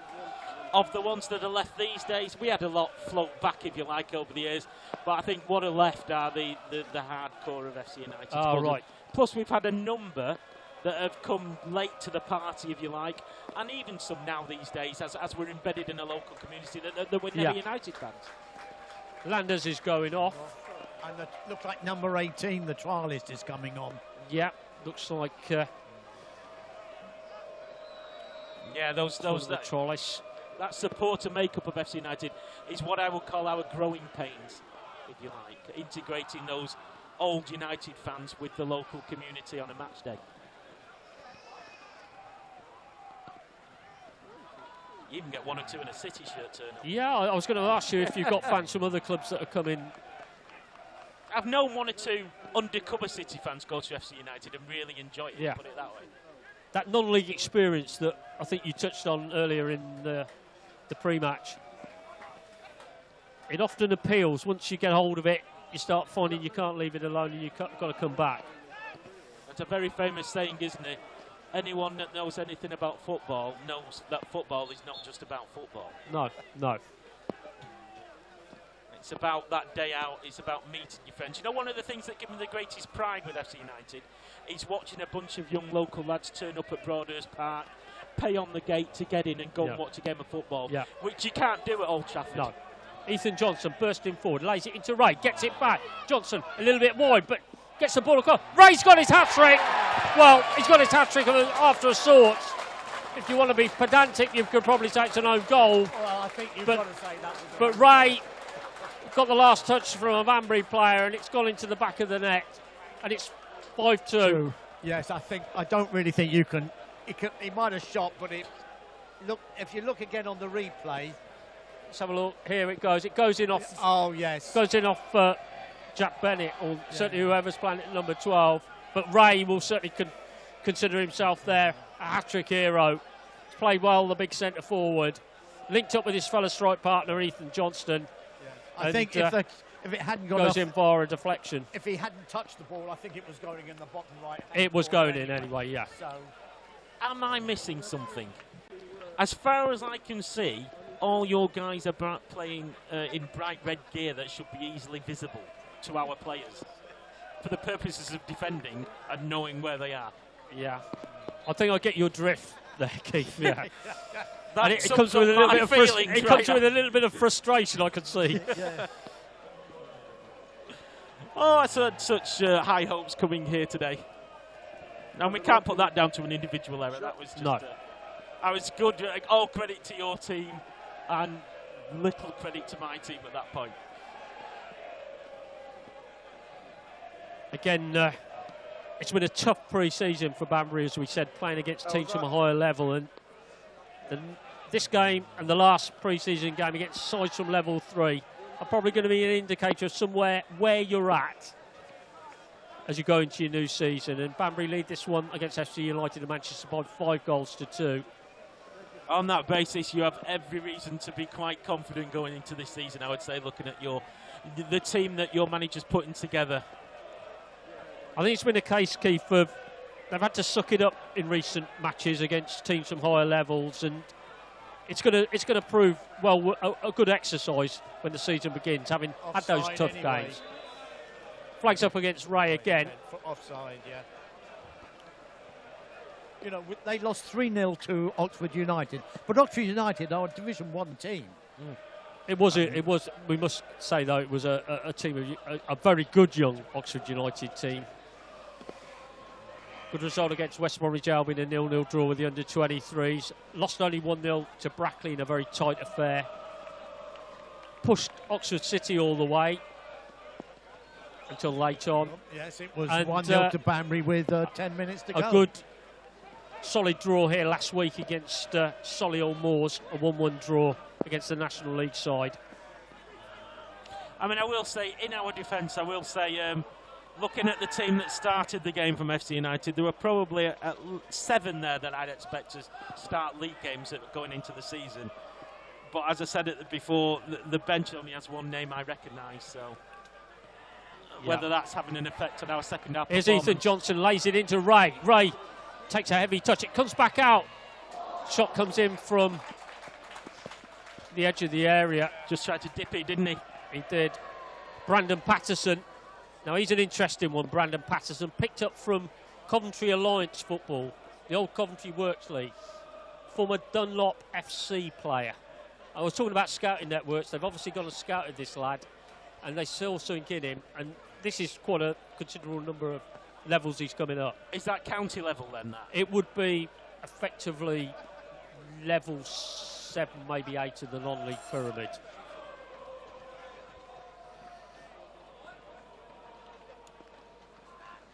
And Brandon Patterson is out there on a sub, and only 17. Just shoots over. He's still trying to play football though. Yeah. Here's Dodd to Ennis. He's working hard this it's been half, isn't it? It's been a feature, both of you here, that both teams are trying to get the ball down and still play it. And I think that's what we expected. If we couldn't have predicted probably this scoreline, but certainly the way the two teams have gone about playing the game, I think you could have probably predicted that from what we know. Yeah. Here's Jack Finch. Lays the ball forward to Ray. He must be absolutely bursting with confidence. Lays the ball back to Patterson, who shimmies one way then the other. Does a little step over and drag back. The lad who was playing level 8 football last season for Dunlop FC in the Coventry Alliance League. Is one of the trialists for Banbury. Ball comes back to Charlie Patterson. That was close then. Patterson did well to keep it in play. Lays it across to the vastly experienced Kelvin Langmead. Mentioned, of course, very young Banbury team that Andy Wing's building, but he's got those old heads at the back in Westbrook and Langmead, who are guys you can hang your hat on. Here comes one of the FC United trialists. As they look to build again. Ball not forward towards Main. Langmead just steps in to dispossess him, and the ball goes back to Lavacoum, who's come a good 10 yards outside of his penalty area. Banbury leading by 5-2. Well, Jones tried to push it forward. Yeah. You listen to Puritan's Radio. The match also being streamed live as well. And if you are listening to us or watching the stream as well, it's the club would ask that you probably donate a small donation towards the Floodlight appeal. The Floodlights are coming down after 55 years here. Back in the day, opened by a game between Banbury United and Port Vale, a Port Vale team managed by the great Stanley Matthews back in the mid-60s. Ball not forward. Patterson will chase it almost as if he's chasing through treacle there. It never looked like he was going to get there. Back in the early days of FC, we played a competitive game at Port Vale against one of their local teams, and we called it I think it's still known as the 4 seasons in one day game, because we had boiling hot sunshine to a blizzard at one point in that game, in the middle of summer, about 15 years ago. Ball played out by Lavacoum to Dodd on this near side. Dodd will cut in field and then just lays the ball off to Ennis, who's dropped deep. Seems a long time since Paul Ennis opened the scoring back in the 15th minute to put FC United ahead, and they certainly had the tails up at that stage, but Banbury have battled back to lead 5-2. With about 7 minutes to go to full time, the score being 5-2 to Banbury. Terence Lunt over on the far side will take the throw in. Geary looks to wriggle forward, plays it to Ennis, who in turn goes back to Lavacoum. Ball then up to Tom Woodall. Ennis just lays it in field to Curtis Jones. Rode that well, the number 16. Yeah, the trialist did well there, didn't he? Back now with Geary. Geary to the halfway line. Just Long dinks ball the ball up. forward, and it's just Safely well, picked it's up by no one in particular runs all the way through to Jack Harding. Cedric Main is running forward to him. Oh, with 6 minutes to go, I'm still hoping for this high-scoring draw that I mentioned earlier. Have FC United ever been involved in any 5-5 draws to your knowledge? Certainly some high-scoring draws and competitive games against local rivals when we equalised in the last minute of the game. I think Stockport may have been one at one point. Well, Harding is forced to come out of his area. That back pass from Westbrook was dropping a little bit short with Main loitering. Yeah.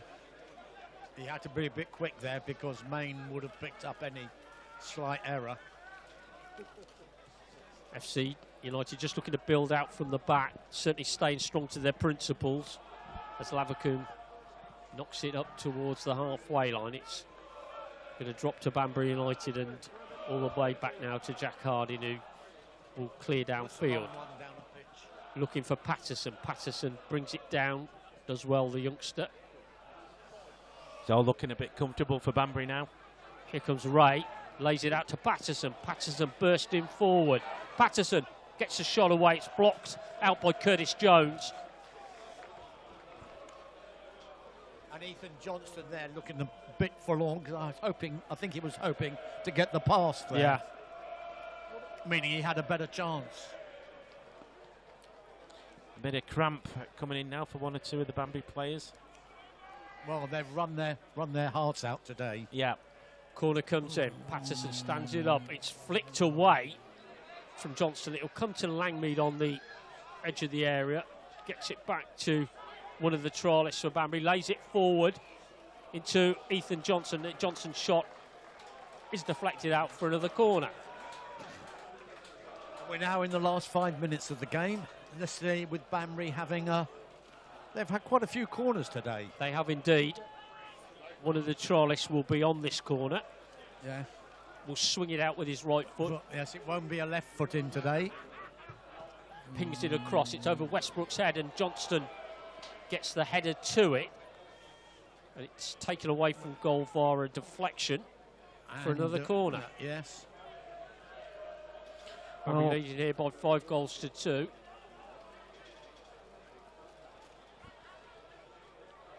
Again, the corner comes in. It's Jack Finch with a stooping header, and Lavacoon does well with Ray putting him under a little bit of pressure. Yeah, wet ball again then, I think, playing its part. Still raining. It's brightened up a bit, but it is still raining.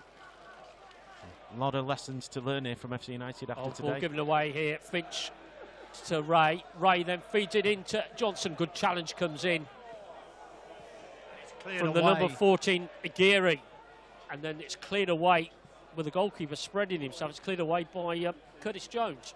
Well, based on that defending, maybe Aguirre should have been on a lot earlier. Was a good block. Yeah. Because Johnson was just about to pull the trigger. And that's exactly the sort of defending we've needed for about the past hour. Sam Brown over on the far side. Is he going to take a long one? Will deliver this throw. I'm pretty certain it's going one way and one way only. That's into the penalty area. It's over Langmead's head. The sponsors, Banbury Plant Hire, have unsurprisingly given their Man of the Match award to Christopher Ray, the Banbury United centre forward, scorer of a hat-trick this afternoon. Well deserved, that So the former Stratford Town, Russell Olympic, AFC Rushden and Diamonds man gets the Man of the Match award. Certainly deserved it. Only done a lot of running today to harass the defence. Yeah. It's interesting. Every so often, you guys mention a club that's more local to you than to me. But another team there that stands out that I've been to a few times is Rushall as well, that we've played in the past. Yeah, they were part of the Northern Premier League circuit for a little while until the formation of the Central Division. Of course, Dales Lane, now the home of Rushall, it's an artificial surface. What do you think about artificial surfaces for football? Having played on some of them nowadays, I'd say I don't mind them. Whether you'd want to play week in, week out. There was no such thing as artificial. No. You know, this would be the start of a season pitch. Yeah. But by the end of it, you know, there'd be more mud than pitch. Here goes Dodd. Plays the ball forward. Well, Pemberton rather left it behind him. Took a touch and it didn't go ahead of him. And the next one was a little bit. I suppose when you think about it, Dave and I were talking last week, and he said, you know, I played on it where the only bit you can't see was white, were the sidelines. The snow was still on the pitch, and you played on that. Yeah. And you played on rock-hard ground. So I can understand, yes, artificial turf would be good. Some of the pitches I played on, that would have been ideal. But I've never played on it, so I can't comment. Yeah. Cleared upfield by Hardy, flicked on by Finch. Here's a chance for the number 18, one of the Banbury United trialists, to come forward. Ball comes back out to Patterson, who'd come into the play from an offside position. And I make that now just adding on the extra time. Well, we're coming to the end of the 90. Yeah, I would say we've got about 2 minutes. One again in the air by one of the trialists. Back again to Charlie Patterson, who is one of the summer signings, Tony, and is going about his business in a rather good way, isn't he?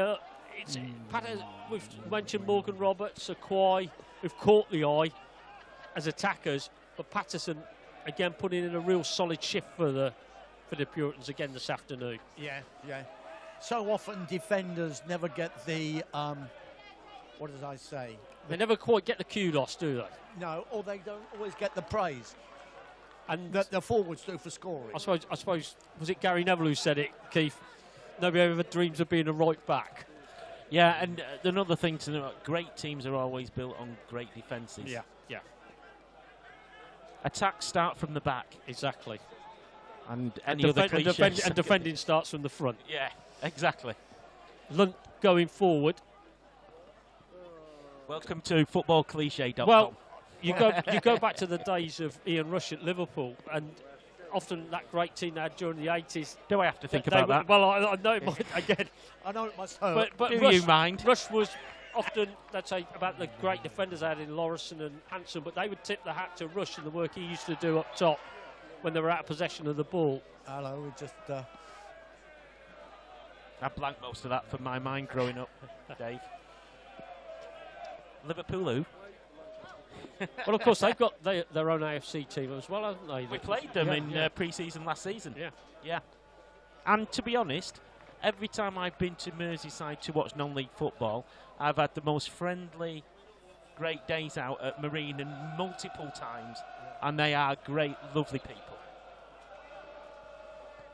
I'm just scarred by my childhood. We're in the closing stages here at the Banbury Plant High Community Stadium. We're into added time. Banbury leading by 5-2. Christopher Ray with a hat-trick. And the referee has blown his final whistle. Yeah. And it's finished Banbury United 5, FC United of Manchester 2.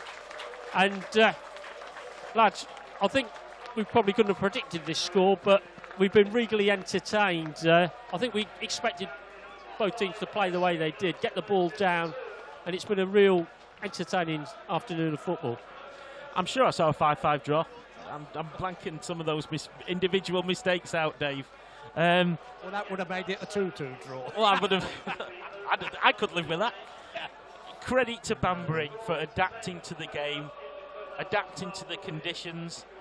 Certainly better than FC United. I'm not going to hide by on the fact that we were missing some players for whatever reason. And to be honest, from an FC United point of view, I'm quite surprised, unless players just weren't available due to COVID or isolating, or finally be able to get away on holiday, for instance. You don't know these days, do you?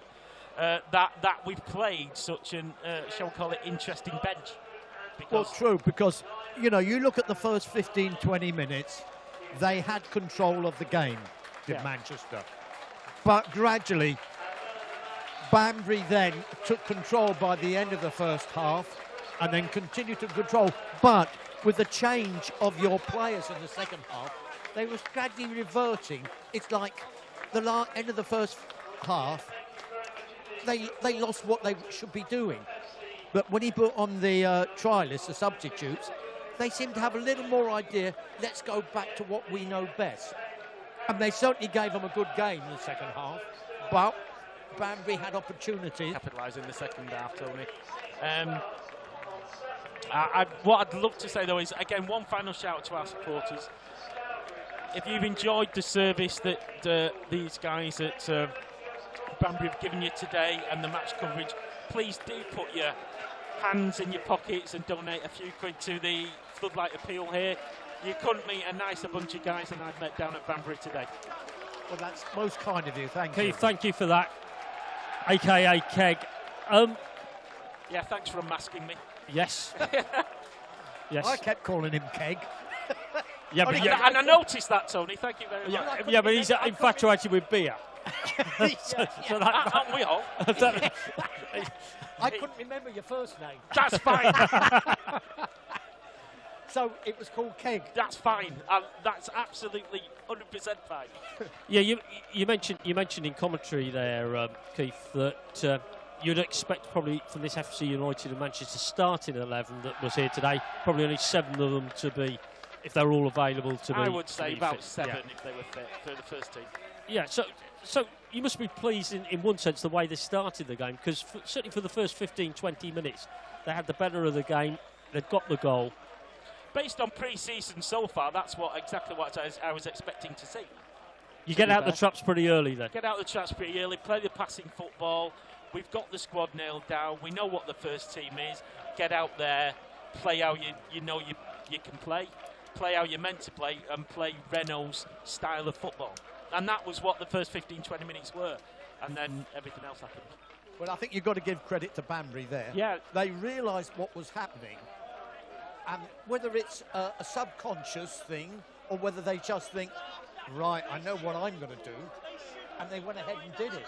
Which is why I said very much credit to Banbury for adapting today to the way we were playing and the conditions, because you adapted better than we did.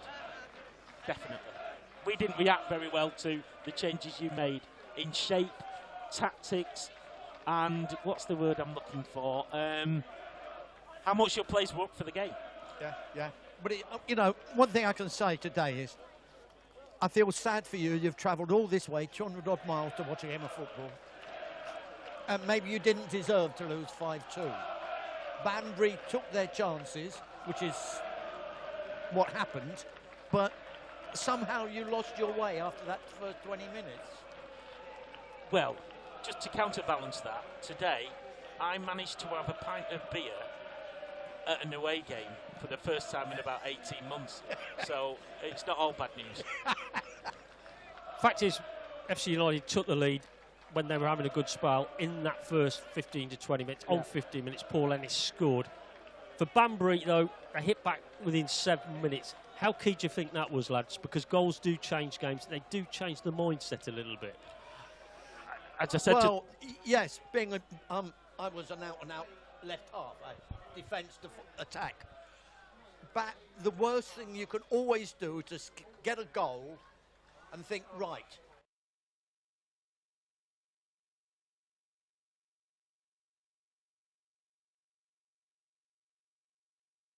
Easington, just the one with two against Easington. Obviously, it's a hat-trick here, first one for the club.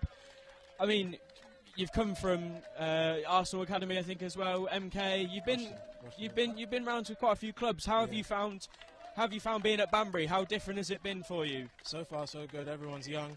Everyone kind of plays football the same way. Yeah. I really like the manager. I've come in and obviously I've gelled with all the boys straight away. So hopefully it continues for the rest of the season and we keep performing like that in front of the fans. Yeah, we've had strikers in the past where we've had a lot of hold up. You like to seem to get behind the lines, get in, but you're not afraid to take on your man either. You've got that athleticism. Is that something that just comes naturally to you, or is it something you've had to develop as you've gotten into the game more? I'd say the dribbling side of things is kind of just natural. Really. Yeah. I'm kind of a big guy, so obviously a lot of defenders think I'm slow or not good on the ball, and obviously then they get a bit of a surprise. And yeah. No, definitely gave the FC team a run for their money. The game itself, I mean, it was a crack. It went behind, obviously. Cracking first half, lots of end-to-end. You seemed to get more into it come sort of the half an hour, 25-minute mark, obviously. Got in front. Yeah. How would you sum up the game as a whole? Because, I mean, the second half, I mean, we took the game out of sight there. I'd say the first 15 minutes, especially the number 8 on their team, he kind of like dictated the game. We was a bit deep, but once we obviously stepped off the pitch and stuff like that, and obviously showed them that we can play football, for the rest of the game it was ours. Yeah, it didn't seem much like you. It seemed like a walk in the park for you personally. Talk us through. I want to know about the third goal. The third goal. The third goal. Talk us through that. It was going in, and then it hit someone, and obviously went in the back. Just came off, yeah. Obviously, we've seen. How has your link-up been with Giorgio? I mean, he had a fantastic game today, Giorgio. One of the best I've personally seen of him since he's been at the club. And he started off that counter-attack for your second, I think it was. Yeah. How do you dictate moving between the lines then and sort of drawing the defenders away? Me and Giorgio are kind of a similar sort of kind of players, kind of intricate passes. We don't really smash shots. We kind of place everything, and I think we just kind of have that sort of connection. We gel off the pitch and obviously on the pitch as well, so that kind of just come natural. I kind of just expected him to do it. Were you both at MK? Were you both at MK together, or? No, I live in Milton Keynes, but I played for Northampton Town. Oh, he right. was at MK Dons. Oh, very nice, very nice. Well, Chris, fantastic game today. Obviously, hopefully many more goals to come. I'll get Tim in if he's about. Oh, yeah, no worries. Cool. No worries. Thank you. So, joined by the manager, is it? Yeah, FC United, Neil. I mean, fantastic game, fantastic day as it is. Obviously tough second half for you, but I mean going in the first half was fantastic. Yeah, really chuffed. You know, massive credit to Banbury. You know, hope this is a beginning of a really good relationship. You know, our fans have had a really good day today. I think yours have. For me, there's lots of successes today. You know, to have 5 academy players at 16 on the pitch for the last, 25 minutes is massive for what we're trying to do at FC United to promote the youth. 6 first-team lads missing today, but that's not an excuse. You know, I thought Banbury acquitted themselves really well. And like I said, I want to wish them all the best for the season. You've got a great club here and great people.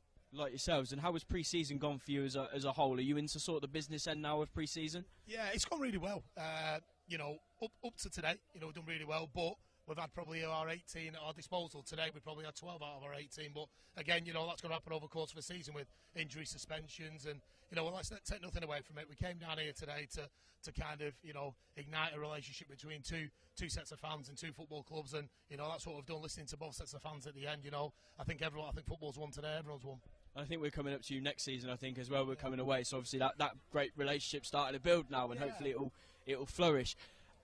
As a club then, a philosophy, if you like, is it your aim now to bring in those younger players and to get them started in their footballing careers now? Is that something that FC are really trying to strive on? I mean, I don't know if you're aware, but I just want to say thank you to everyone. I've gone full-time at the club in the last couple of weeks, and one of the objectives is to manage the academy principal and generate, the youth to come through to the first team, because, before we were FC United and we were Man United fans, that's what, the great Man United did. They promoted from youth, and, I'm a believer that, if they're ready, age isn't on the side, but I certainly want to give lads a flavour, depending if you're 16, 17, 18. You've seen, we've made this long trip down here today, and it doesn't faze me. I went to watch the academy yesterday, and 4 of them stood out, so 4 of them come with us today, and that's the way we'll continue to do things. There is a transfer market, but there's also a fantastic academy that, we've got Tom Conroy, the academy manager, that leads it, and a lot of support and, valuable sponsorship goes into it. One of our sponsors here today, so, for us, it's a win-win.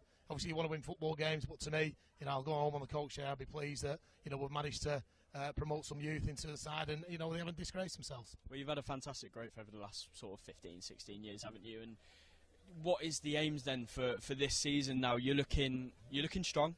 Yeah. You've had a good couple of years, obviously. I think you National League North were you as well. Yeah. So what are the aims now? What is the aim now for this season? Can you get back up there? Can you get further? Listen, we want the club to stabilise. We want the club to grow its fan base again. We've repaired a lot of relationships. We've made a lot of friends as well, and we're going into a really difficult season. But our aim is always to silverware. Our aim's got to be on promotion. There's a lot of work going on behind the scenes to generate the income to help us stabilise if we ever did get back to National League North. But that's got to be our objective. But if you look at the last 2.5 years, we've since the relegation we finished second and should have got promoted by COVID. Won a couple of cups, local cups, and then we got to the first round of the FA Cup like yourself. So it's been a really positive 2.5 years. We've got fans back, we've got smiles on people's faces. So we're going to enjoy the season. Everyone wants to win football games, but at this football club, it's about connecting with the community, connecting with the fans, and that's certainly what we've done. So we're delighted with that, and we're really excited about the coming season. I mean, you've described some things there, such as the FA Cup run and obviously the connection with the fans, something that we here at Banbury strive on and try to pride ourselves on as well. Since your time here, have you seen sort of those similarities between the two clubs more than maybe you thought before you came down here?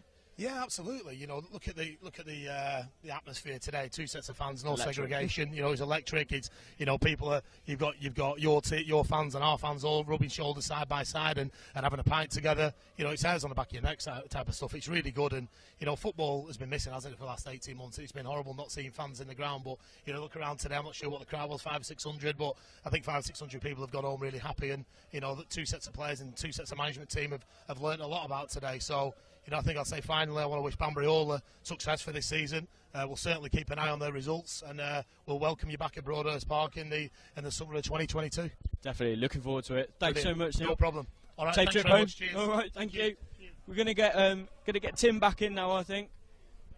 Give him the mic. Tim, disappointment on your end. However, what a game. Yeah, it was a fantastic. You can't ask for anything more than loads of goals in a pre-season friendly.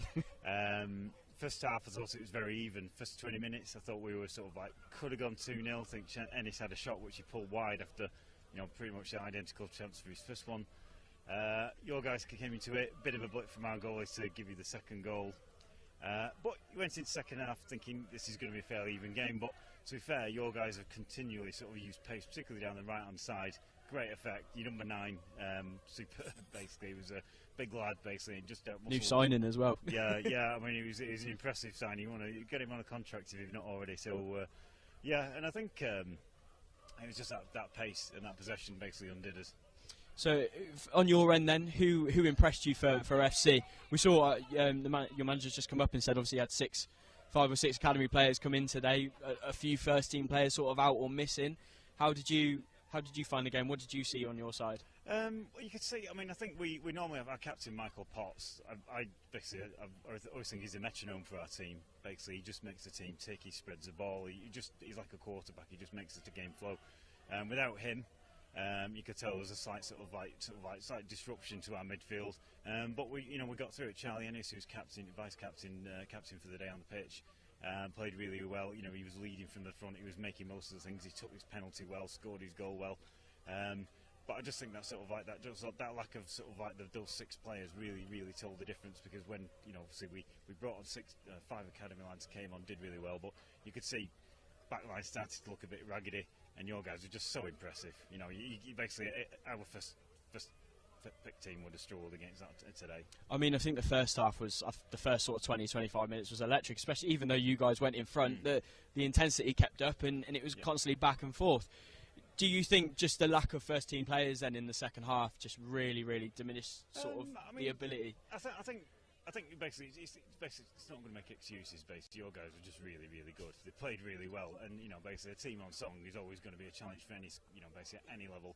2 teams at the same level, one playing really well. Our team probably just one too many sort of people missing to made a difference. But full credit to you guys. Basically, it was 5.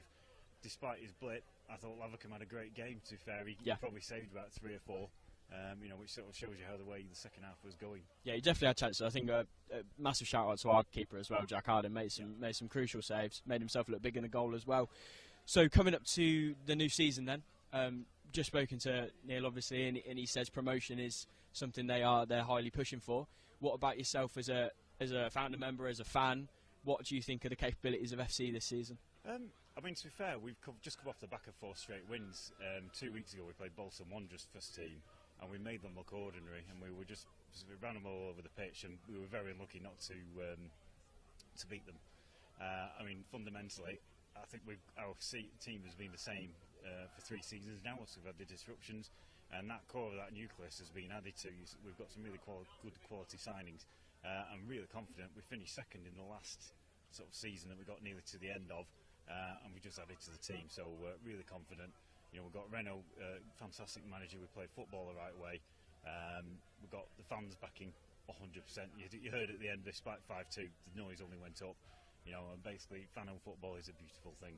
It is indeed, and Neil said it rightly. He's trying to promote that youth, the courage, the success, much like the Manchester United of old used to. Something obviously you guys take such pride on. Yeah. But all the best for the season. It's been a fantastic day. Obviously we'll see you next year as well. Yeah, obviously I'll make sure I'm on the coach day. I'll make sure Mark books me in.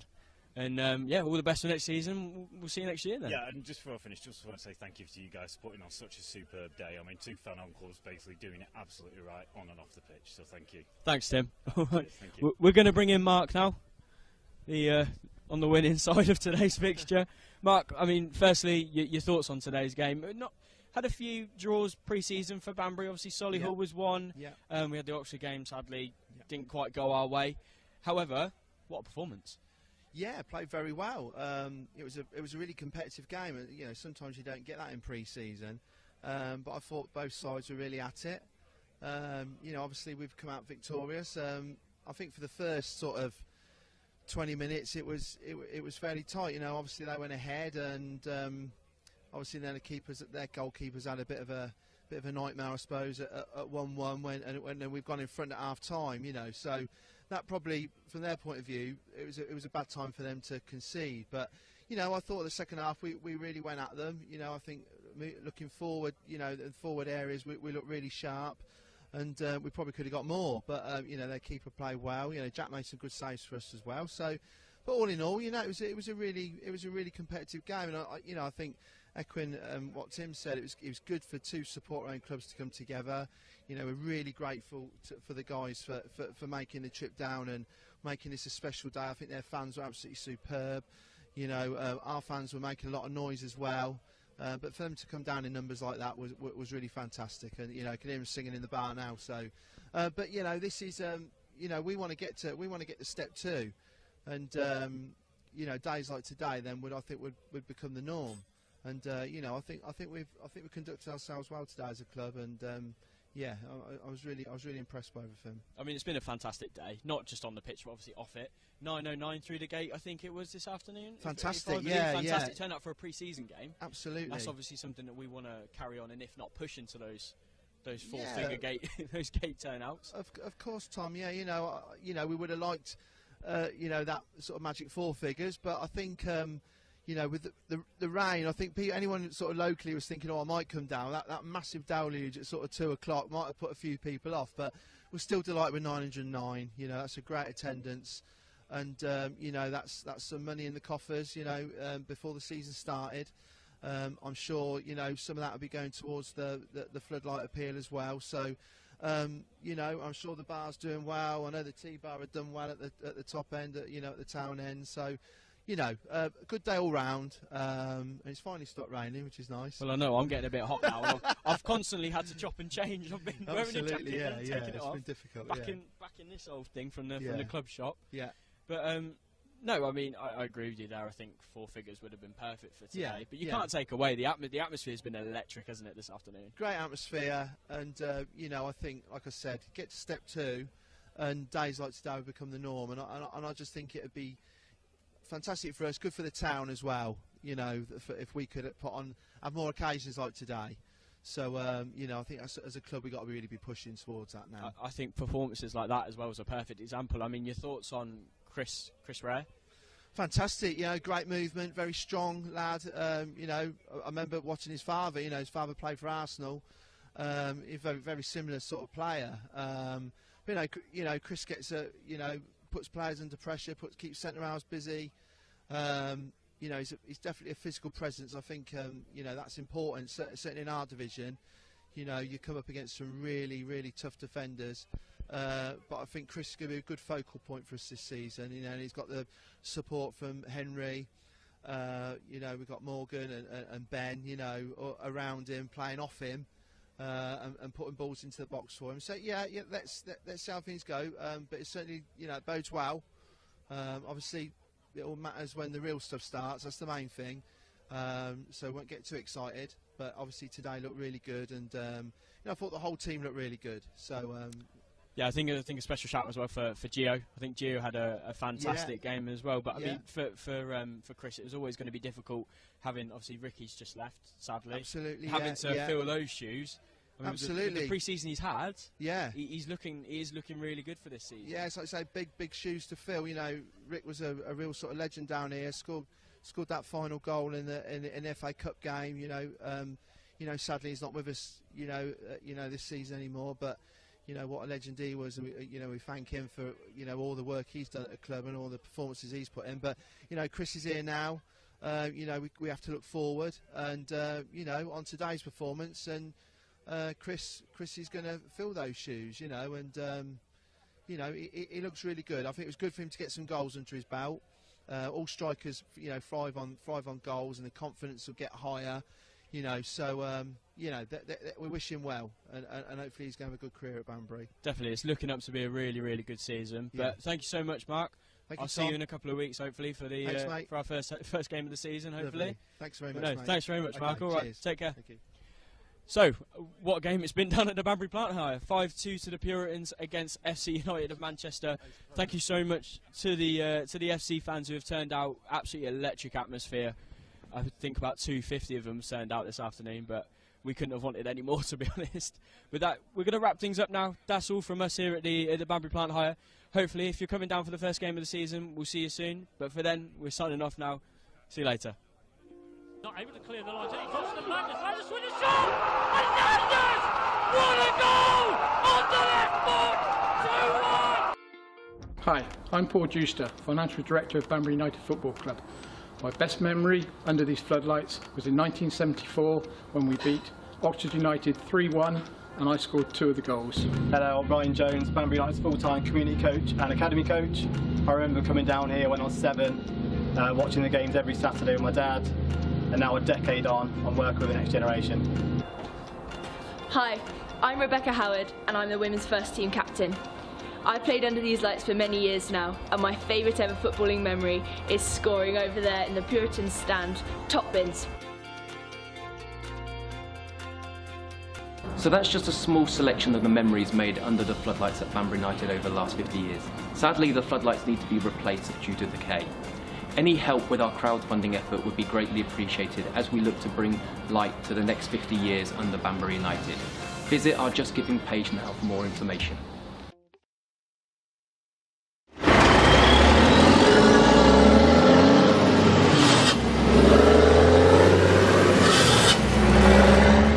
My name's Owen, I work for Banbury Plant Hire.